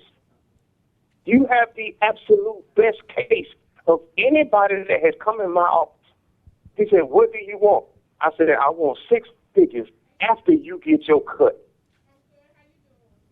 And he said, is that all? I said, if you can get more, I'll take more. But I'll come back to Georgia just to go to court and file my case. I got a lot to complain about because I packed up the move, but the reason I came here is for somebody to make a situation right that was extremely foul. All right, Cousin Jack, let me ask you this, man. Do you have the app so that you can listen to the show on your phone? No, I don't. All right. D has your cell number, right? Yeah, he got it. All right, I'm gonna text him the information so he can get that for you, so you can tune in, because we're gonna have to clear your line, so we can get other callers in. Okay. All right, thanks, man. Now our other caller's still there, right? All right. Tim, you still there? Yeah, I'm still there, but go ahead. All right. Take another call. I'll keep listening. Well, no, you can go ahead and you can come in and make a comment. That's why we were clearing it, so we can go ahead and get you in too and bring some other folks in a little bit later. Now, do you have anything that you want to talk about, what you could have been complaining about but you didn't, or you? I'm not a complainer. You know, I mean, things happen. Tim, so I may mention them from time to time, but you know, life goes on. I keep it moving. Tim ain't gonna complain about that. There it is. But you know what? That's really a way that a lot of us should be, and I've gone through some stuff that has gotten me to that point, really. Anyway, you know, anything that even when I do complain, I'm complaining kind of in jest to myself, because they're all issues that I can go change if I want to. You know, if I wanted to do something different, I could do something different. So I'm just complaining just to, like I say, just to be facetious and just to hear myself talk sometimes. So yeah, I don't like complaining anymore, because like I said, I've been to a place where I ain't had nothing. Talk, and that's what helps you get through it. But you know, in the grand scheme of things, you know, I'm alive, like Darren said, and life is good. I don't have anything to complain about. You know, whatever happens tomorrow, I got to deal with whether I complain about it or not. So, yeah, you know, it's just keep things moving. So DVP, how was your week, bro? I didn't think I forgot about you. I know you did. But you know, talking to Yum Yum on my little GPS thing, she got me all confused. Really? Yeah, I had to change her name. On the other phone, her name was Trudy. It was Gertrude, because she sounded like a Gertrude. But on this Galaxy, man, she sounded like Yum Yum. She had me distracted and flustered. I be driving slow just to hear her say stuff. Wow, he's referring. Get into the right lane. This is the guy talking about. I'm just saying. The GPS voice on his phone. Hey, man, I'm telling you, we're going to go for a ride just so you can hear her talk, man. Hey, man, it's $7.99 a minute. She start talking. Mom, she's going to have me smoking cigarettes. But, you know, this is actually what I want to talk about, because I actually read an article. I don't know what I thought I posted on the page. And it was an article. A woman asked, she said, why do men change when you make the relationship serious? And the article says something really thought-provoking, because it never even occurred to me, and I call myself a thinker. Men change because women change. When we start off in a relationship, everything is light and we all having fun and we acting like teenagers. Soon as a woman starts to feel like she's falling in love, she starts thinking future. Her whole mentality changes, because now she don't just look at you as a fun guy to hang around. She looking at you as a potential mate, and things become more serious and less lighthearted. And that's where a lot of men start feeling the pressure, because now it's fun to hang around you, because as opposed to letting things happen naturally, you're constantly making plans for the future, and that becomes a turnoff. Not because you're thinking long term, but because you stop relaxing and letting things just happen on a fun level. And it almost becomes a business. Yeah. No, go ahead. She's not talking. She's talking to somebody else. Like, what did I say that had something to do with that? I was confused at it.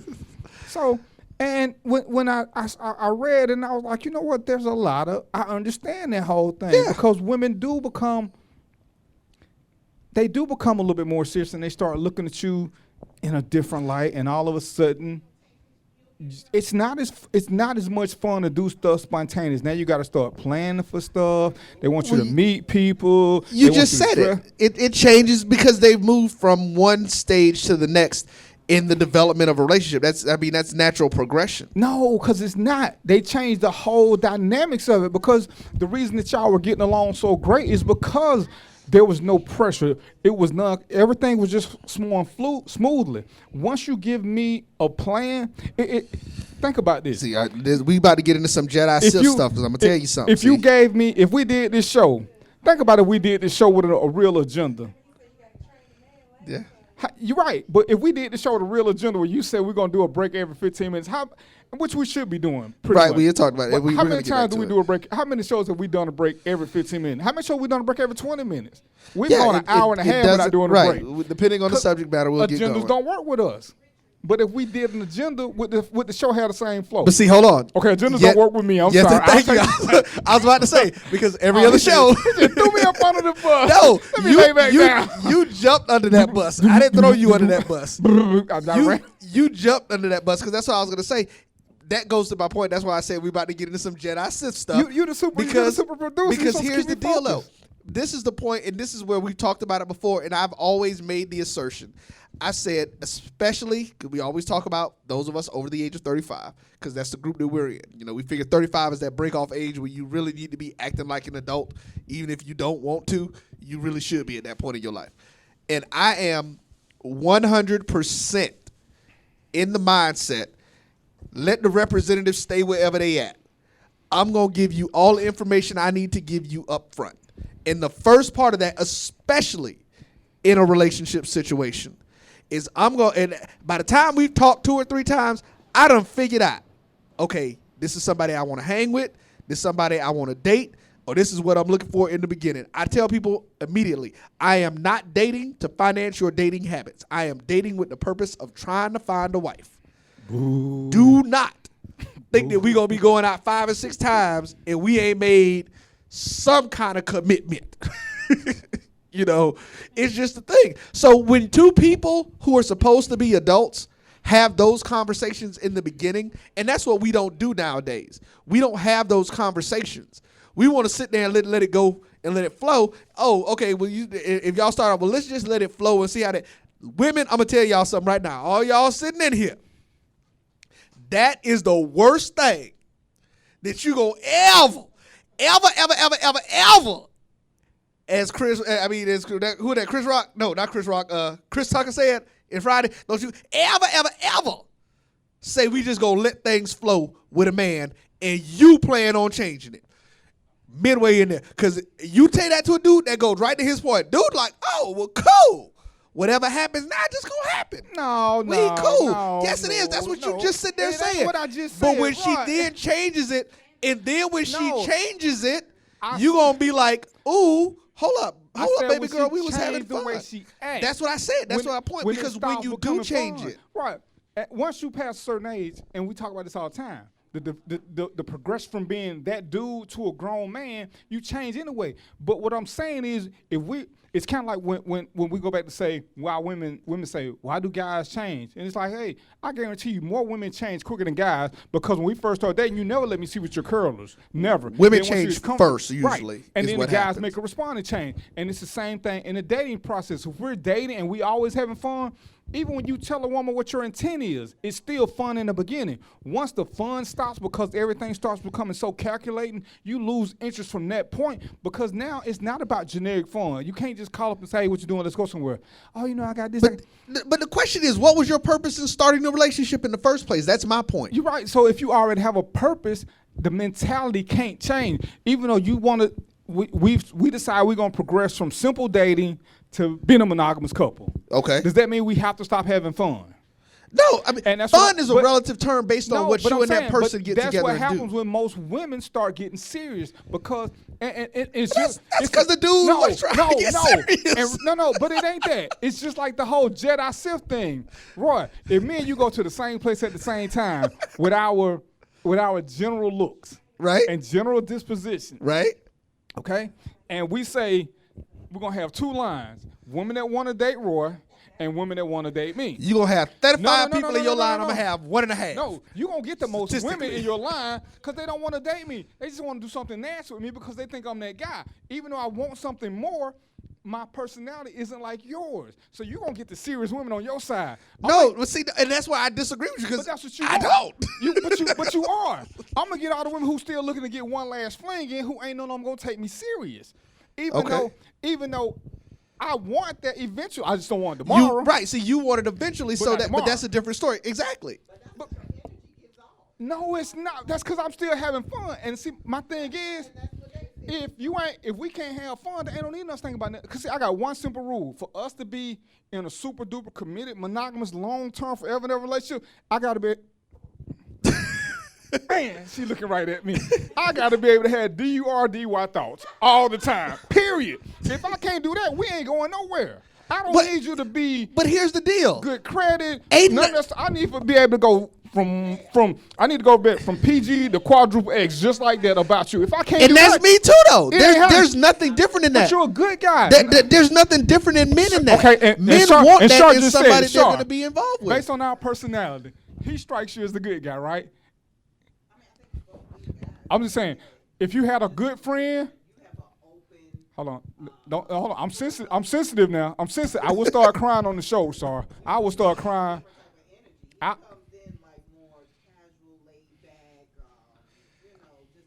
I'm more straight-laced, as I've been told before. Yeah. I'm straight-laced. You're the outgoing orange. I was the cop. She said Playboy, y'all. I'm going to go ahead and say it because they don't look at me and say Playboy. The show is over. I'm headed back to Fulton County. My feelings been hurt for the last time. I don't get Playboy ever. I get Carlton. You laughing? You get Will. Sorry, we wasn't voting on this. Hey, Kim, can you do me a favor? Can you turn her the other way? She don't need to be part of the show. Yeah, you gone. Yeah, turn her the other way. Oh, boy. I used to have so much fun at Salon Envy. Put a lot of emphasis on used to. I mean, so now we just became the Fresh Prince of right. At least I'm not Jeff. I'll get thrown out the house, so I'm good with that. Right. But here's the funny thing. Hold on, I'm still mad. I'm still mad. Hold on, let me get my mad face. Look at you. I ain't happy. But it's funny. I'm gonna bring Ray into because I was talking to Ray, and it's just it's so funny because I've always said the same things though. Because my whole thing is being completely upfront and honest. So am I. From the beginning. No, we agree. We agree on this part. But you told me because I guess as Shar just put it, because of my Carltonness, I don't get the honesty that you get. Because people are like, oh my goodness, he wouldn't think that, or he doesn't think that.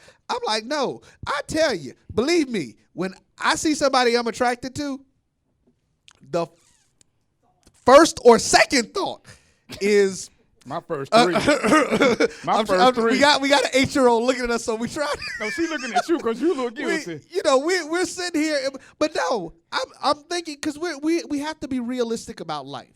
The first attraction to someone is physical. The only way it's not physical is if the only way that you've talked to, the only way you engage this person is via the telephone. That is the only way it is not physical. Right. So when you see somebody, there is something that happens in you. Mm-hmm. When you get into that person's space, there is literally a chemical reaction that happens in your body that makes you be like, woo, okay, you know. Right. Well, yeah, I did. I'm telling you, I'm trying to keep it PG-8. You know what I'm saying? Woo. Hey, But you know what? No, because just think about it. My friend, anybody who's known me for years will tell you I don't have a physical type that you look at. Because if you've ever looked at the women that I've been in serious relationships with, none of them look anything alike. I mean, absolutely nothing. You got pictures? So, oh, dude, I mean, one was 5'10", 220, but she stacked like Serena. You know, my ex-wife, 4'11", you know, petite young lady. So, I mean, it goes across the board. Now, we have had this conversation. There are certain features that I do. That are non-negotiable. I am partial to, not non-negotiable, but I am partial to. And so, you know, preferences. When I think, preferences and priorities. Preferences and priorities. So when I see someone that I'm gonna notice one of them first because you know it just so happens, and then I look for a smile. The smile is actually usually the second or third thing that I look at because that's what grabs me and holds me. But one of the first two that I'm looking for, please don't fall, because we doing that. Yeah, because that's gonna be 3 or 4 falling. You know. When I see it, I'm like I like Serenas. I'm like these, you know. I like big old butts. I'm sorry, that's just me. I do. She does. My people is from the islands. Holla at your boy. I mean, what do you mean what do I do? Look at. I mean, no. I will. That is something that once I get past that. If the smile matches up stuff, I will usually approach someone. I will tell them. What? Ray, see, stop. You like Ray? Really? No, she don't. Really, it's some stuff that the producer don't get into on the air. So. But no, I mean, there are physical characteristics that I like. Don't change the subject. So, no, I mean, I'm gonna say something. I'm gonna approach the person if I find them attractive. You know, I will do that. Which is it just depends on the setting. But that's the difference in us. I won't. Thank you. I'm not the approaching type. You know what? I'm still trying to figure out what she's mad about. She coming to you now. Because she talking about. See, Ray talking about something totally different though. No, I'm not. She's talking about something totally different. We had the conversation about how you said that knowing that a woman is interested in you, you don't pick that up, but you would rather have her.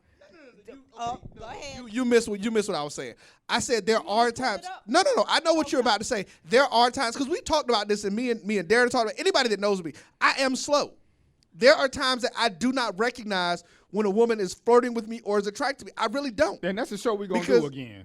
Because I'm still clueless on that one. I don't. I really don't. So if I said I don't mind if a woman approaches me. Because one, I like confident and assertive women. Anyway. So that again, that's being my people from the islands. That's how, you know, come here. Let me tell you something. You know, the girl gonna let you know. So I don't have a problem with it is what I was saying. So you would have liked the wheelchair girl? No. I'm gonna cut that off right now. I mean, it depends. I didn't see the rest of it. I ain't gonna lie. Let me stop. So she was cute. Okay, so she was cute. I have to give her that. But I would have, you know. But no. So that's what Ray's talking about. No. So I don't mind if a woman approaches me, but I can be honest in the fact that I've never looked at myself as one of that dude that when I'm out that women always want to talk to me. Hold on, don't be making faces doing what you're doing. I'm scared. I'm already scared of pregnant women, and that what you just did made me extra. Right, a contraction look. She's shifting and moving the baby left and right. I'm scared of pregnant women, bro. You can put it on my. I'm scared of pregnant women. I'm scared of cats. If you ever want to see me panic or meow, I'm saying I'm sweating right now thinking about it. She go and Roy, she like I saw her shifting. I was like. It's probably just the beef patties, though. And you can't make. It's probably just the beef patties. It's the beef patties we had earlier. She had earlier, so that's what we gonna put it on. But see, and the difference is I won't approach women. One, because I don't know when they flirt. I just think they smiling because I'm smiling, so I just take it. I don't even take it serious. Right. But 9 times out of 8, I'm not gonna walk up to them and say nothing. I mean, you know, I have a problem giving people my name. And that's one of the things that is really funny about the two of us, because most people would think that he was that type. Because I mean, you use the Playboy terminology, and that is his personality. I will walk up to a woman that if I find a woman attractive, I don't have a problem with doing it. It depends on the setting. It depends on everybody's around. Because I am one of the things I won't even say obsessively private. It's funny because I am in a public position with my work, but I am a very, very private person. I don't like a lot of people knowing who I'm involved with or having that kind of access to what I'm doing until the relationship itself is in place and solid. So like that's one reason I don't go out to clubs. I don't go out to clubs looking for people. You know, I don't try to go out to talk to people you at gotta clubs. be looking for them, bro. They just right there. Well, I mean, again, but you know, I'm not super suave, so I don't get that. I'm Carlton. Oh no, it's a lot of. I used to think that it was just scalawags at clubs, but you'll be surprised how many business women who know what they want are overly aggressive. And they'll tell you, because they don't have time to date, which is why you find out in the industry that a lot of them prefer paying people to do what they want because they don't have the time to have a normal relationship. They are highly aggressive. Yeah. And they sit there and say, hey, this is what I got. I'm in town 2-3 days a week or 2-3 days a month. This is what I want, yay or nay. And it's like they treat it like a business deal. And I'm so intimidated. I don't have those conversations. See that and this is where we have to come to the understanding. We have to do the show as to why you get those kind of conversations and I don't. Cause of misperception. Because I walk around smiling, people think I'm approachable. But when they say, hey, and I ain't gonna tell them my name. I mean, I work at a club now. Don't nobody know my name because everybody like, nobody knows your name. It's like, you don't need to know my name to speak to me. I mean, y'all gotta do is say, hey, I'm gonna say, hey back. We're good. I mean, you know. That's you security. I mean, you know. No, I just don't. No, you know how they say, you ever had one of those Dale Carnegie classes and they say the sweetest sound in any language is your name? I've never wanted to hear people yell my name out. That just, when I hear somebody yell my name out, it just makes me shrink, which is why I go by the. So you know, me and you already on bad terms. You know we already on bad terms. I know Kim did. Oh my God, that was hilarious. I'm so glad y'all having a good time. Everybody's not happy, just for the record. Everybody ain't happy. That is hilarious. So yeah, but what I tell you, Roy, come out, because you would thrive in that world. I can't. I mean, if you come to my job, you'll see that I walk around all the time and I walk really fast, just keep people from talking to me.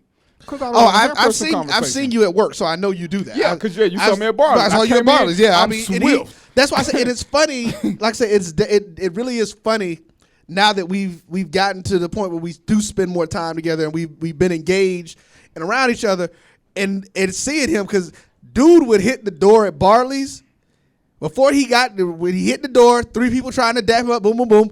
He done hit the back. Upstairs, boom, checks you, and he back at the door, and it's like I seen people like following him, trying to catch up to him, and he like running away, like I don't want to be bothered with these people. And that's the funny thing, because at certain times, we talked about that. I'm like that. I don't want to be bothered with other people. You know, I was having a conversation with Shar and Kim earlier, and you've heard me say before, I'm an absolutist, and there are times when I get in my mood where I want what I want, and nothing else is going to be able to substitute. So what does that mean? That means y'all need to leave me alone. I don't want to be bothered with people. I don't want to be bothered with y'all. I might want to be bothered with a person. You ain't it. So, you know, and that's the mentality I get, but that's you most of the time. Not probably as mean as I am with it, but that's you. You don't, like you said, you really aren't sociable. Sociable is it. That's why all my friends laugh that I'm doing a radio show, and it's like, yeah, it is. I say, and that's why I like, nothing against y'all. I like when we in the studio where it's just me and him, because when people say crazy stuff, I can just look at him and laugh. Well, that's because y'all especially unmedicated. But that's a whole different Kim was like, show. Well, let me explain something to you, buddy. But see, now, and you know, Kim took a picture with me, right? And then she ain't tagged me. She's like, we ain't friends, but we Facebook friends. So she took a picture and ain't tagged me. And just, you know what I'm saying, just being stanky with the picture. And now anybody know me now. This is the crazy thing is I love taking pictures. He does. But 90% of the time, I don't have a clue who I'm taking a picture with, because it's not that serious. See, we not gonna make a baby. We just taking the pictures. Just He's smile the attention. and bang. I'm not gonna use the word because the 8-year-old is here, telling me that I was the attention. That's because you post pictures of food. Sorry about that. That was the music. The internet reset, and I think it reset the page. Yeah, but that's because you be posting pictures of food talking about who wants some. I don't ever say No, I didn't. I never posted what the picture say it. Right, it didn't what the say, picture say. Oh, wait a minute. I did that one time. Okay, so you did do it. I did one time. Right. Who wants breakfast? Hey, look, man, don't get mad at. Oh, bingo! Look at Sean looked and changed. She like, oh, wait a minute, hold up. You been hoodwinked. See what I'm saying? See, and that's the thing. everybody think I'm a certain way, but it's actually him. I'm really the shy one. Roy is outspoken. He just has a business demeanor about it. I'm just playfully shy, but Roy sneaky. I am not sneaky. Hold up. No. I am not sneaky. No, don't try to put sneaky on me. I am not sneaky. Because like I said, because that's the one thing that I do not. There's no room for no honesty. I am completely honest. Right. That's why I tell people. I said, listen. Who wants breakfast? You ain't never volunteer if you get picked. Then hey, you ain't never seen. But me I do love like that. Like we talked about. We had discussion again going back to the priorities and preferences because I like to cook. I was tired not tired. I was bored and aggravated trying to watch that thing they call the football game, that Tecmo Bowl, that Tecmo Bowl replay. And then I tried to watch some stuff. And so what did I do? I got up and made me some homemade shrimp scampi at 10:30 at night. And then you ain't bring none. Because I could. You ain't bring none to the show. I didn't ask who wanted none, but I did say this could have been you at some point. I think I did. Exactly. You know what I'm saying? So see, who the playboy? See, I don't do nothing like that. I don't do anything at all. You could have been getting this here at 10:30 at night. Why are you fooled? Why are you saying it? I have always said this with me and him. I said me and Darren are probably the same. We are opposite sides of the same coin, but the only difference is just where we want to be immediately. No, it's the perception that people have of us because everybody assumes that I'm the playboy. But I'm not a playboy. I can't even get a date. What are we talking about? That's because everybody. Because when you put the picture, Sorry, be quiet. When you put that's because when you put the picture up, all the other women think it's some other woman is answering. See, really? Yeah, that's y'all what said that. I don't remember that. Yeah. We said it's subliminal messages that we think you're sending that out directly to some woman. Right. Really? And Oh so, wow. Yeah, Okay. Then you got other women scared to comment because So they don't I know need who to it's start. to. I need to start putting this ain't for nobody special. No, you just need to go and start inbox whoever it's for. It ain't. Hello, it wasn't for nobody. Okay, but ain't nobody buying I that ate one, that so you shrimp. might as well make it for somebody. I ate that shrimp scampi last night. Okay, right, and you didn't share it with nobody. You didn't share it with none of us, so that leads us to believe that somebody else got some. Because you know, then the other 3 people that live in my house. Okay, what my I mean, daughter you and can say my whatever you want to say. grandchildren. But all I know, Char, did you get in? No, I didn't get in. Did you get in? I didn't get. I ain't never met the pregnant lady, but sure she need foods for some extra people. What? I'm just saying. You should. Yeah, you were shifting. Yeah, you were shifting. You were shifting your little team around. Yeah, you were shifting your little team around. Oh, don't act like I'm the only one that said everything is more than one in there. I wasn't that big till I was 12, so I'm just saying. I mean, but it's interesting because I don't understand why that becomes such an issue. Oh yeah, she's smiling. Why is that? Why does that become such an issue? With just, I say that's the point though of people being honest. You tell somebody. Okay, I know you trying to do something. So I'm trying to remember what it was. Attention, but right. See, you stop. That's just wasn't that we need. That's just not me. I'm like, really, it isn't me. That's just what I like to cook. Like a lot of people take selfies. I don't take. The only pictures you will ever usually find of me are pictures with my kids. That's the only time you ever see me taking pictures of myself. I don't take pictures outside of that thing. But see, I took pictures with different women to keep women away from me, so they was like, "Hey, he got leave me alone, cause I don't want to know you." So we had 2 different objectives for this, and we took 2 different routes to them. But yours say, "Come to me." So I don't understand why you wouldn't let the wheelchair girl appeal to you. She would have been exactly what you wanted. She was aggressive. She was attractive. She had a game plan. So I think she would have been right up your alley, Roy. So I'm just saying, because clearly she intimidated me. Clearly she intimidated me. There was a lady in a wheelchair came to the club. She was flirting with me, and I didn't know what to do. She was in a wheelchair. I don't know what conversation to have. I was out of my league. Like a normal person. No, you can't treat like a normal person. They're not normal people. That's like a midget. They're not normal people. Wow. I'm just saying, if you. But no, I mean, I can understand that to a certain. Because like we said, there's when you get with somebody like that, there has to be something you gotta extra. Acknowledge that there are differences. Right, because Super there's gonna be some major adjustments in life. But there's still gonna be major adjustments. They're not normal. No, they're No, not. that's a major life adjustment. That's a life adjustment that you have to take When on I get with ready to go up the somebody. steps, I can't just run up the steps because she can't do it. She's not normal. And I'm a I step mean, and runner. we're not being funny. She's different, which means she's different, which means she's not normal. Yeah, You can't he's get around that. he's not saying it in a bad way. Cause like we actually ended up having to do a whole Right. show on you this. have to accept that because once you deal with her, there are limitations that I gotta start acknowledging that I would have never had to before. right with Because- somebody. No, because I wouldn't know what to say to her. It's like, yeah. If Janet Jackson butt still looked like it did, yeah, I would. She was an attractive woman, but she was in a wheelchair. I couldn't get past I her. mean, if Janet was if she would have got some of your shrimp scampi. What? That's Janet.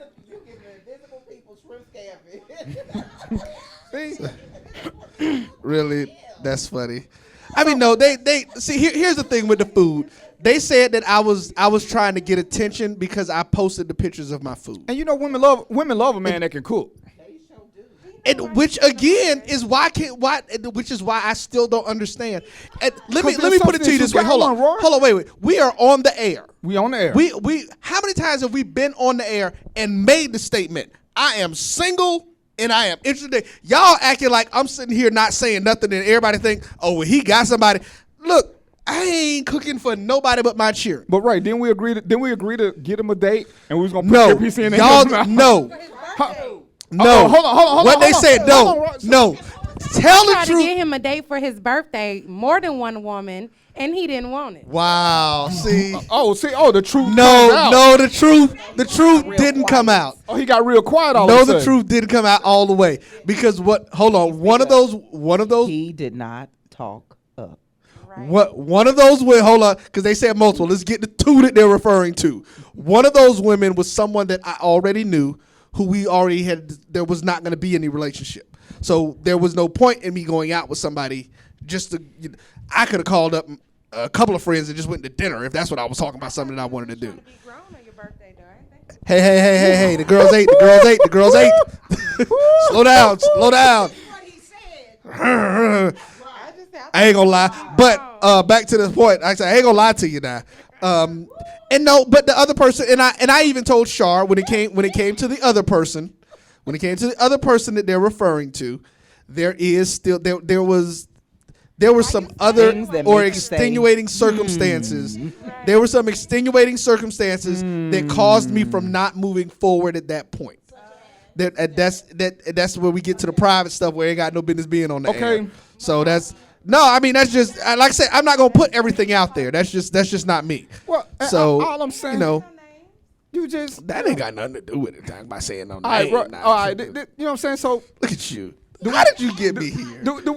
Do we need to just make this happen? Oh no! See, this is what they were talking about. They were talking about putting me on a date and then filming the date like Steve Harvey did. Film it. No, that's what they were talking. No.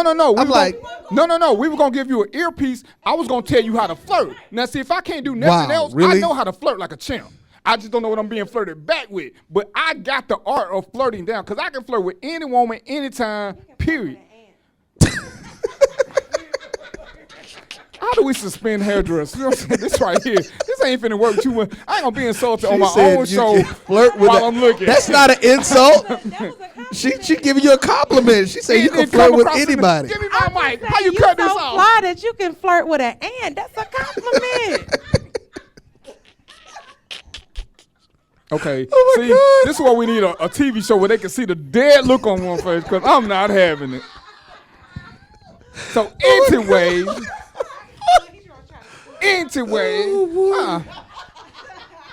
man, I ain't coming to Gwinnett County no more. So that's funny. So is that what we want to do? Y'all want to set something up where I actually go on a date? No, we're gonna get you a date. We're gonna put the earpiece in like they do on one of the show, and I'm gonna give you some pointers. Cause now y'all are hilarious. Hey, I stayed at the Holiday Inn. I stayed at the Holiday Inn Express, so I got some good stuff for you. You know what I'm saying? Like I say, I know what I'm good at. I'm good at flirting without even knowing it. So I'm just gonna, you go there, you do your thing. I'm like, all right, this is what you do, Roy. This is what you do. This is how you just go on. I mean, it's Charcy. We getting this deep because I told him I've made the point plenty of times. I have no game, but that goes back to me just with the whole honesty thing. I was married for 13 years, in a relationship for 15.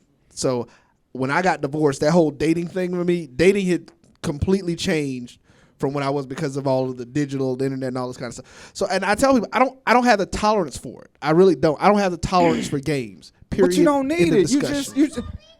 You really don't. So. Right, what I tell you, I mean, when I told you I'm at the club and the woman said something really, really, really foul to me, had she been attractive, it would have been so much of a turn on, but she wasn't. So I just kind of got a business signal in my head. But she said something really.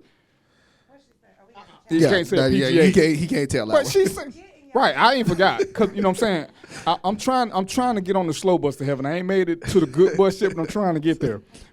But you know what I'm saying? You just gotta get out there and but you gotta put yourself in a position where these women can come say something. They can't do it over the internet, Roy. And really, they can't. Okay, the ones who do it on the internet, Roy, you don't want them. That's my tip to you. I guess that's my issue because I'm just not. I'm not. Even that's like where we go to the whole introvert thing. But I am not someone who's introvert. But I'm not someone who's. I don't like being out as Roy, much. I work. If they didn't pay me for it, I wouldn't do it. But I can't deny what the benefits are.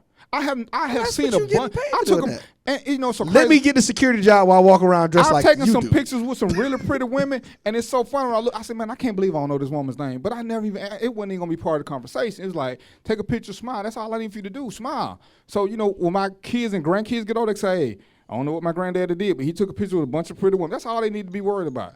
That's why, I'm mud duck unfriendly, because I want my grandkids to be stunned for life. So you just got to come out there, Roy, and let it do what it do. And, you already got good guy tendencies, so what you got to lose? Look, dude. I mean, I don't have good guy tendencies. I am a good guy. Let's straighten that. I am a good guy. Did you get did my show wife text you yet? You missed it. She said something in the first part of the show. No, Yolanda. She actually, my show wife always texts him. She'll never text me or tell me have a good show. She'll text him to tell me to have a good show. He married her on the show. On the show, yeah. I've only known her for 23 years. Right, you know what I'm saying? It ain't no big deal. You're all in the technicalities. The point is, she always texts you to give me a message. I'm just saying, what kind of relationship is that?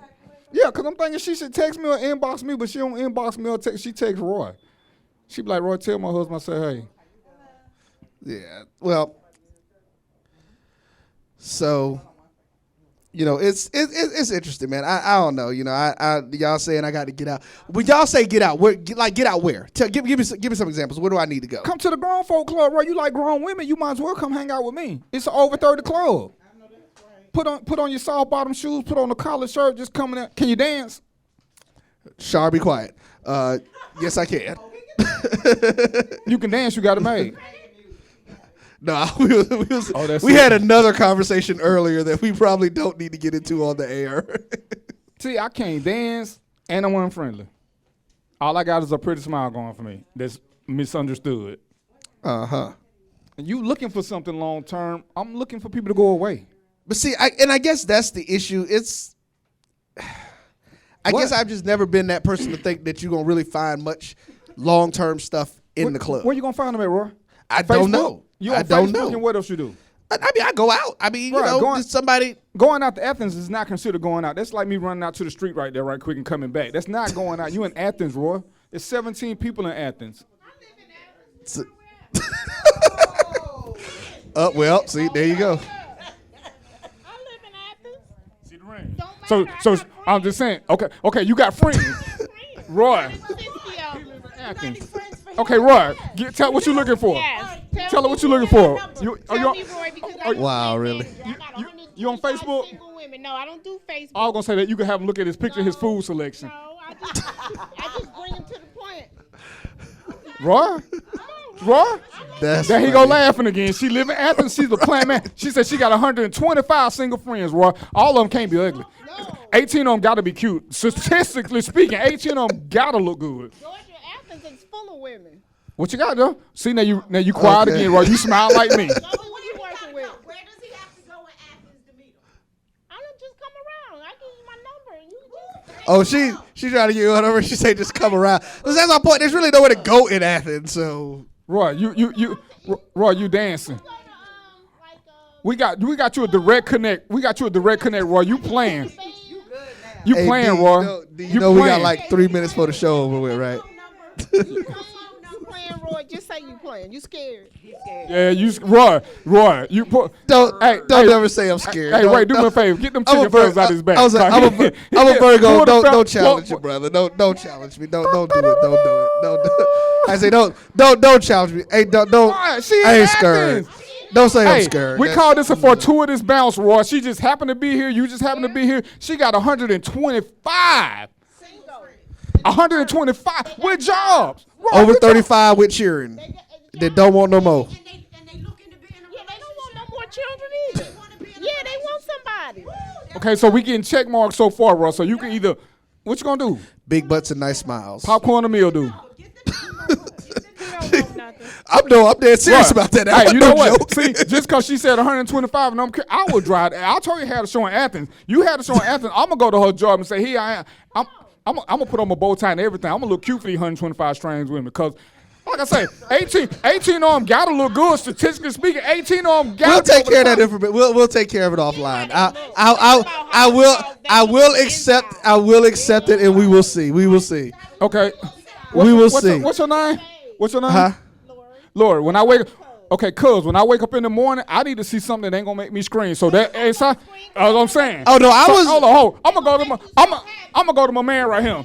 My man, tell the truth now. What's on the inside? It's cute, but you looking at what's on the outside. Cause when I wake up, I don't want to wake up screaming. I don't want to wake up thinking I should have had something to drink tonight. No, we didn't say we want them ugly on the inside. You want something to look good. But I mean, we've got like I said. You want something to look good. Hold on. I mean, and it's not even just to look good. Hold on, because because she said she wants something that is good. But here's the deal. Here's the deal. This is the other part of it. And this was the point that I made at the beginning. There has to be some sort of physical attraction. So I mean that just goes without saying. Cute for me. We've already established the fact that like he got his rules and what he likes from a women thing. They got touch elbows. I mean, they gotta fit inside there. His women got to fit inside there. I like my women with something to hold on to. So I mean, it's just different. So we everybody got their differences. Right, that's what I'm saying. So they gotta be cute. They ain't gotta be beautiful. They gotta be cute. Cause I don't drink. Yeah.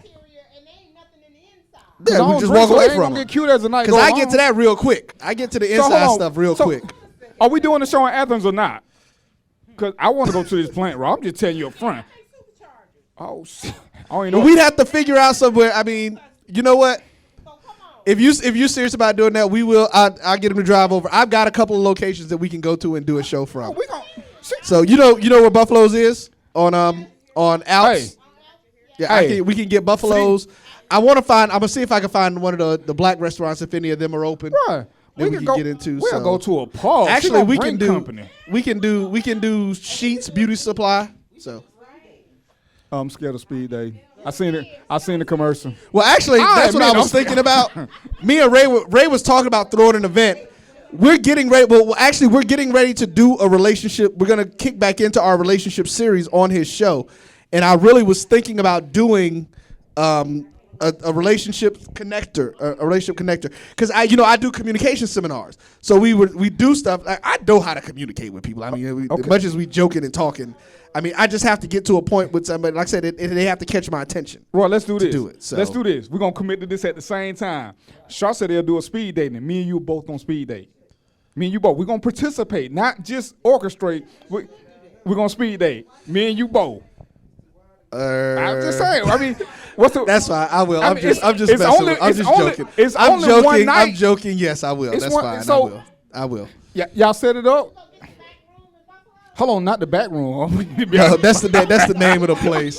You're hilarious. I'm scared. Let me. What I'll do is I'll reach out to the folks at Buffalo. I'll reach out to the folks at Buffalo's to see what they'll do. Well, because we actually, I don't know if you know who Lady B is. Hold on, we actually do the Lady B show out of Buffalo's big back room. It's usually it's usually booked. So they have it's really a room that's booked up a lot.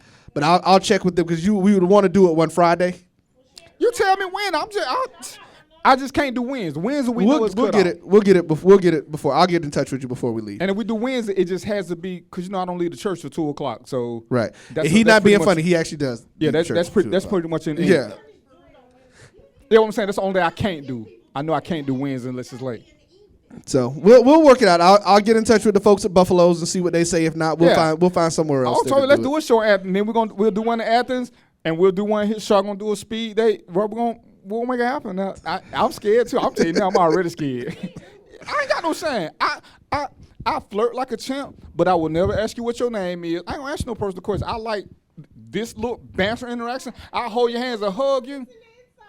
No, that's me. That's not him. That's me. That's him. That's too much information. And I'm the one that's once I get going, and and once I get started, once I get engaged, undercover playboy. We will tell once. And anybody tell once I get engaged in a conversation, we gonna talk engaged because I'm a communicator. So we talked about it before. I gather more information, usually 3 phone calls than most people will get within 2 to 3 weeks or dates of knowing somebody. See, there it is. You better let them know that. But that's me. That is me.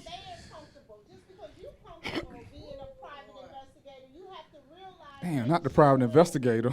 Well, and I understand that. So I won't go into certain things, but there are certain things that I am going to need to know up front. Well, you know what? I'll be real with you. Right, but there are certain questions that I'm going to ask because they are going to dictate how we're able to move forward. So they're just something. That's what I said. I am 44 years old. There are some things that are not going to change. I don't even remember 44. It is not going to change. So if it's going to bother you, I need to tell you. I will tell. There are certain things that, of course, I'm not going to drop all my information out there, but there's certain things that people need to know about me from the beginning. All right, but see, that's my point.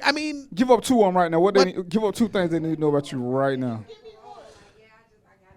Well, wow. See, but see, I know. Oh, sweetheart, Hold on. Did she say she just got out probation? I'm quick to tell you. I tell females real quick. Google me. I will tell somebody to Google me. I found it kind of sexy. Oh damn!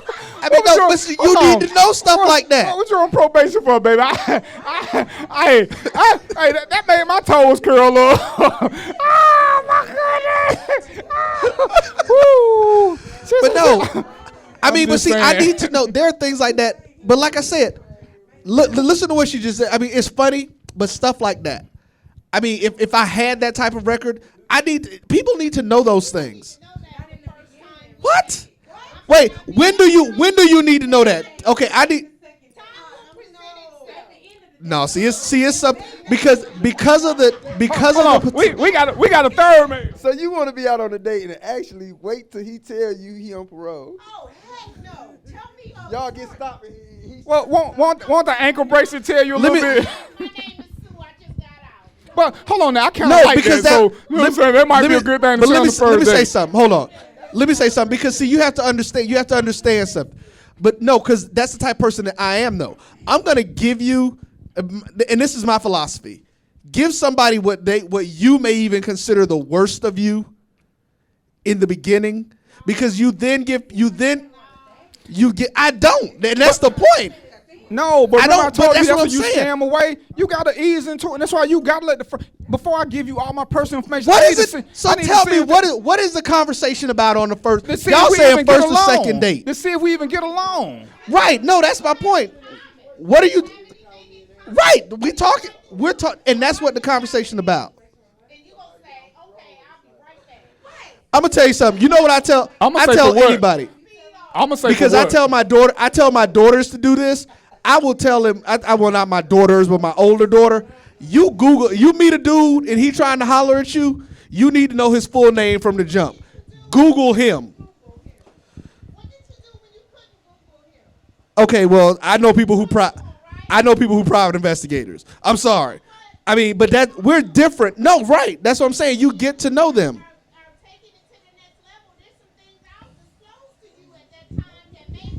Yeah, we overtime. But you know what? And like I said, I get that. And when I say full disclosure, because I do communicate in the flow of the conversation. It's not like I just sit there and rattle off all my vital statistics during the conversation. But I still say that's how you chase them off. You don't need to give all that up the first date. The first date is just about seeing if there's anything to get us a second date. That's when you start telling stuff. Well, that's what I'm saying. I'm talking about getting to know each other. That's too much information. Who you talking to, him or me? I'll let the go ahead, Darren. You answer that question. Darren, you go ahead and answer that question. You know what? No, I can be honest. I honestly I can say I'm all for not one night stand. I'm not. I'm all for one night stand. And I'm not. I'm not for no one night stand. They could, but that's somewhere.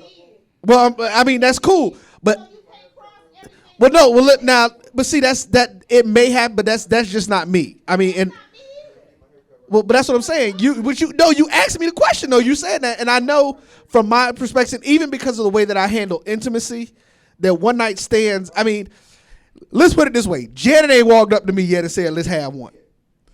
And when I use Janet I use Janet Jackson as that thing because Janet Jackson is somebody that everybody knows who people have who've been attracted. If somebody who looks like her or if I'm physically attracted to somebody like that, I don't know. I don't know what my thought process will be at that point. I can say that. Now, my intention, though, is not to have one. Some people I know do, though. That's what I'm saying. That's not me. So, I mean... hey, some people roll up, and I've seen some folks that they say something like that. I might be like, well, let's see here, That's just, it's just the reality of life. But I don't go out with that intention, and that's my thought process.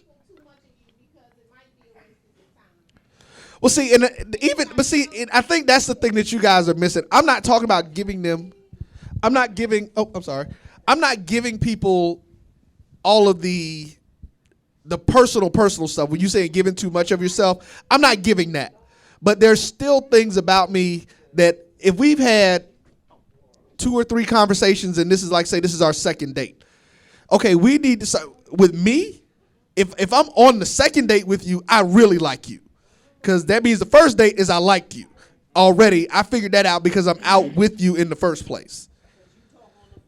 Because we're communicating prior to that. So a lot of the conversation, and the reason I like to do that is because I want to see that when we do get together, are we going to be dictated still by getting to know each other as opposed to just being able to have a general conversation that can last for more than 40 minutes about the activities of the day.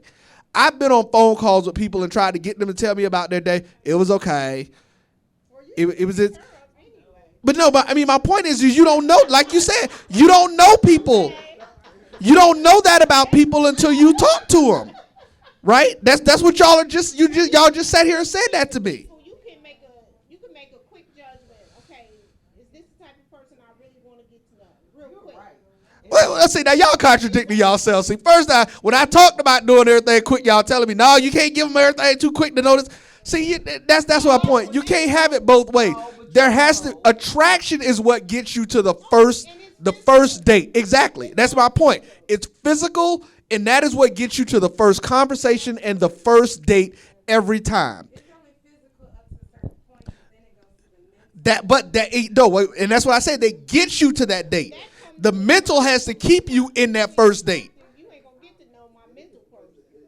Once you have to be able to be mentally stimulated by somebody. You do not. You don't. That's if for the position that I'm in. Okay. For the thought process. No. For the thought process that I'm in. Yes, you do. When you having this one night stand, mental stimulation ain't even part of the process. It exactly. ain't even part of the package. I will agree with you on that. You require stimulation, but it ain't. That was the next day. No, that's because you was thinking dirty. That was the next mental connection. That was exactly. And what did she say the next day? You didn't say nothing about at that time. Yeah, you said the next day. No, you wouldn't. No, you wouldn't. I'm sitting here. During that time, you probably was right. He gonna make a good husband. Yeah, that's why when she turned around, I stopped. Right. Hey, you know what I'm saying? Hey, no, that's when the Bible kick in. They holler, oh God. That's the only time they get religious. When they have this mental, whatever she called it was, that was BS. Mentally and emotionally are two different things, and people got to realize that. Not on a one night. But see, you're right. You're talking about a one night stand, and we're talking about the very beginning.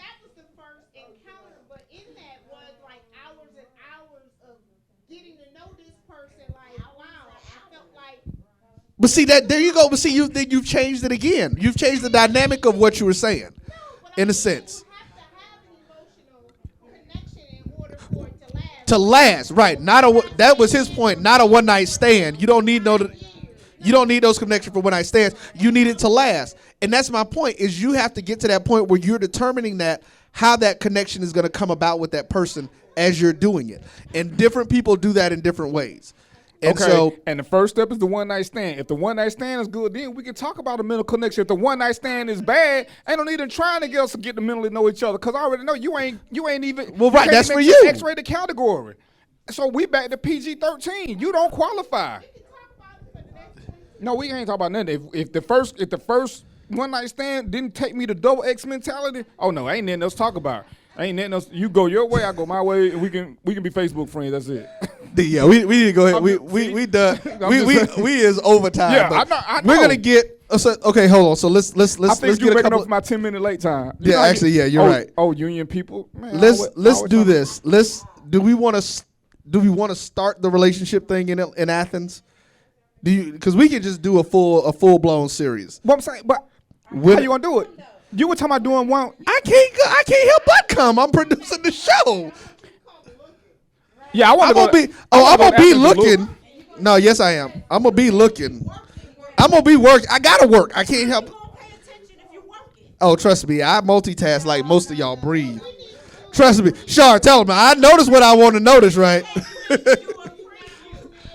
Hold on, what you talking about? What about me? Shar, you better tell them. I notice what I want to notice now, that working or not. So, hey. Oh, I'm just saying, they ain't a pre-work. I just said I got. We'll work that out. Yeah, we'll work that out. See that we're going into this with a plan. Yeah. I need a preview. Okay, so we'll have to do that prior to the show. Okay. Okay. So we're gonna come to Athens and do a meet and greet with you and your group. So you gonna set this up? I'm gonna get your number too, because I don't trust Roy. Cause see how wow, you that's funny. I'm gonna make sure me and you exchange information. She just said scared. Right. He gonna act like he don't know you. Wow. All right. So now people just don't know. I keep telling them. I'm like, yeah, but Roy, we already discussed. They tried to set you up twice, and they say you ran. But anyway, that's all. No, that one does not count. No, twice. In the second, see, they was gonna give you a birthday present. What? So anyway, y'all need help. So we're gonna do a show with Cuz in we will do the show in Athens. We will do. All right. We'll probably have to push. You'll probably have to stay a little bit later. We'll push the show back an hour. We'll push the show back an hour or so. We can do part of it on the show, part of it off the show. That way, we don't have the pressures in that. That's fine. And then Shar gonna set up a speed dating thing for us. I will. So I know she got your number. I'm gonna make sure she got. I don't trust you, Roy. You already looking like you shift. You know what I'm saying? I admit that I'm scared of certain stuff, but I'm gonna still do it. I ain't never scared. Okay, I mean, that's just the problem. Anyway, they just said you didn't show up. That's a whole nother story. I ain't never scared. But I'm gonna show up.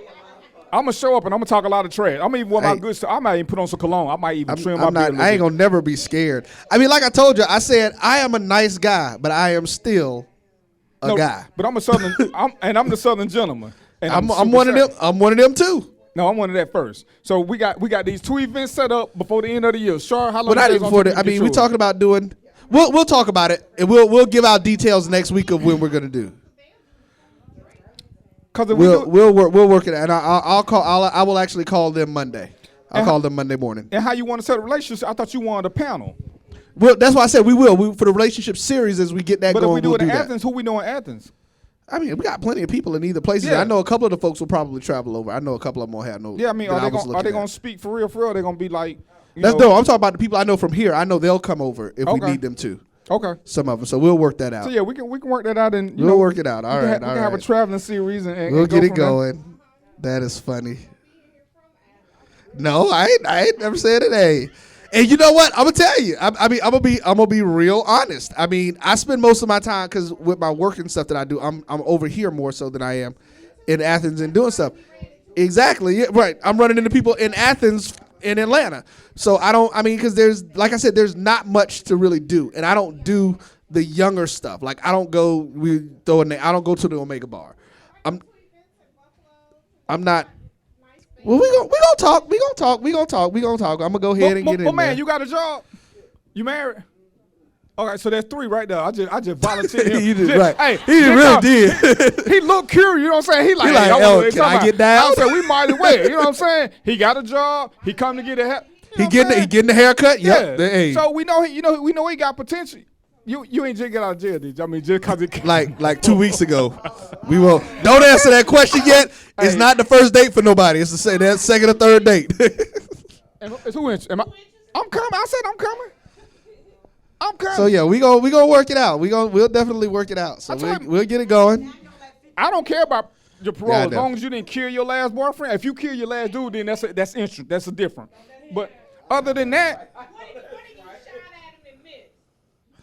Wow. same thing. Is that what you on probation for? Did she really just ask that question?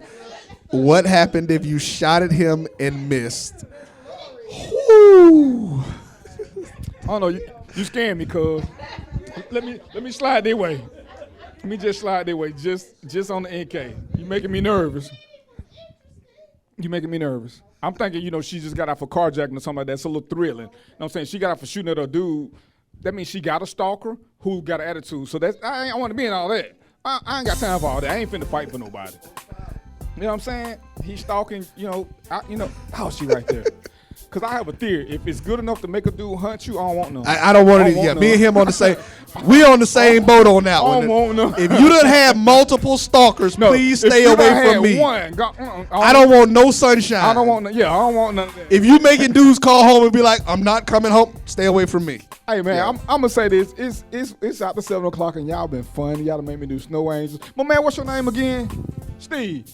So Steve, we're gonna look for you. I'm gonna get your information too, cause you're gonna be like the neutral party, cause you like your little trouble and you still got black hair, so you can You can balance the two of us out. I used to have black hair. I don't even remember how long ago it was, but I'm sure I did. I got a picture of it somewhere in my little storybook. So we're gonna do this, and we got a speed date. We got and then we're gonna do the Athens event. We're gonna do a relationship. We want to try to do that. Do you think you can get your people out within the next month? Okay. We'll give. They still got jobs. We'll get 2 or 3. We'll give it at least 2 or 3 weeks. The holiday season coming up too. And so it's getting cold. It get cold in Athens. You could cook. I need a cuddle buddy. You could cook your Thanksgiving dinner. See, bro, you're talking dirty. Who? So, I don't. But see, you know what? I don't mind cooking. Can you cook, my man? See, y'all trying to make me look bad. I can't cook. I can buy something to eat. We gonna roll it up. I can buy something to eat. I can't cook. I like peanut butter and jelly sandwiches. All right, it's 7 something. It's after 7 o'clock anyway. And of course, we do it how black people do it. We come, we want to. We in, we want to. Well, how much trouble can we get in? We in a room with people who just got our probation, and I'm still excited. So we're gonna. I'm sorry, she got our parole. My bad. Let me get it right now. Clarify that. She's just a simple criminal. She's a felon. Hey, so she real with it. What we doing this again Friday? Or we doing this again? Cause I don't never know what you're doing. Actually, Wednesday is the regular day here next week. So we doing this next Wednesday or we doing this in 3 weeks? I forgot. I don't ever know. I just do no. what It's you tell me. next Wednesday. Anyway, we're gonna have a show again sometime, somewhere, somehow. I'm gonna be there whether I have to be on the phone with Yum Yum telling me how to get lost or whatever. I had fun. I see the text message y'all sent me in the inbox. Hey, I'm gonna start blocking some of my listeners because y'all got dirty minds. I'm trying to get to a good place in my life. Y'all no, not. Stop lying.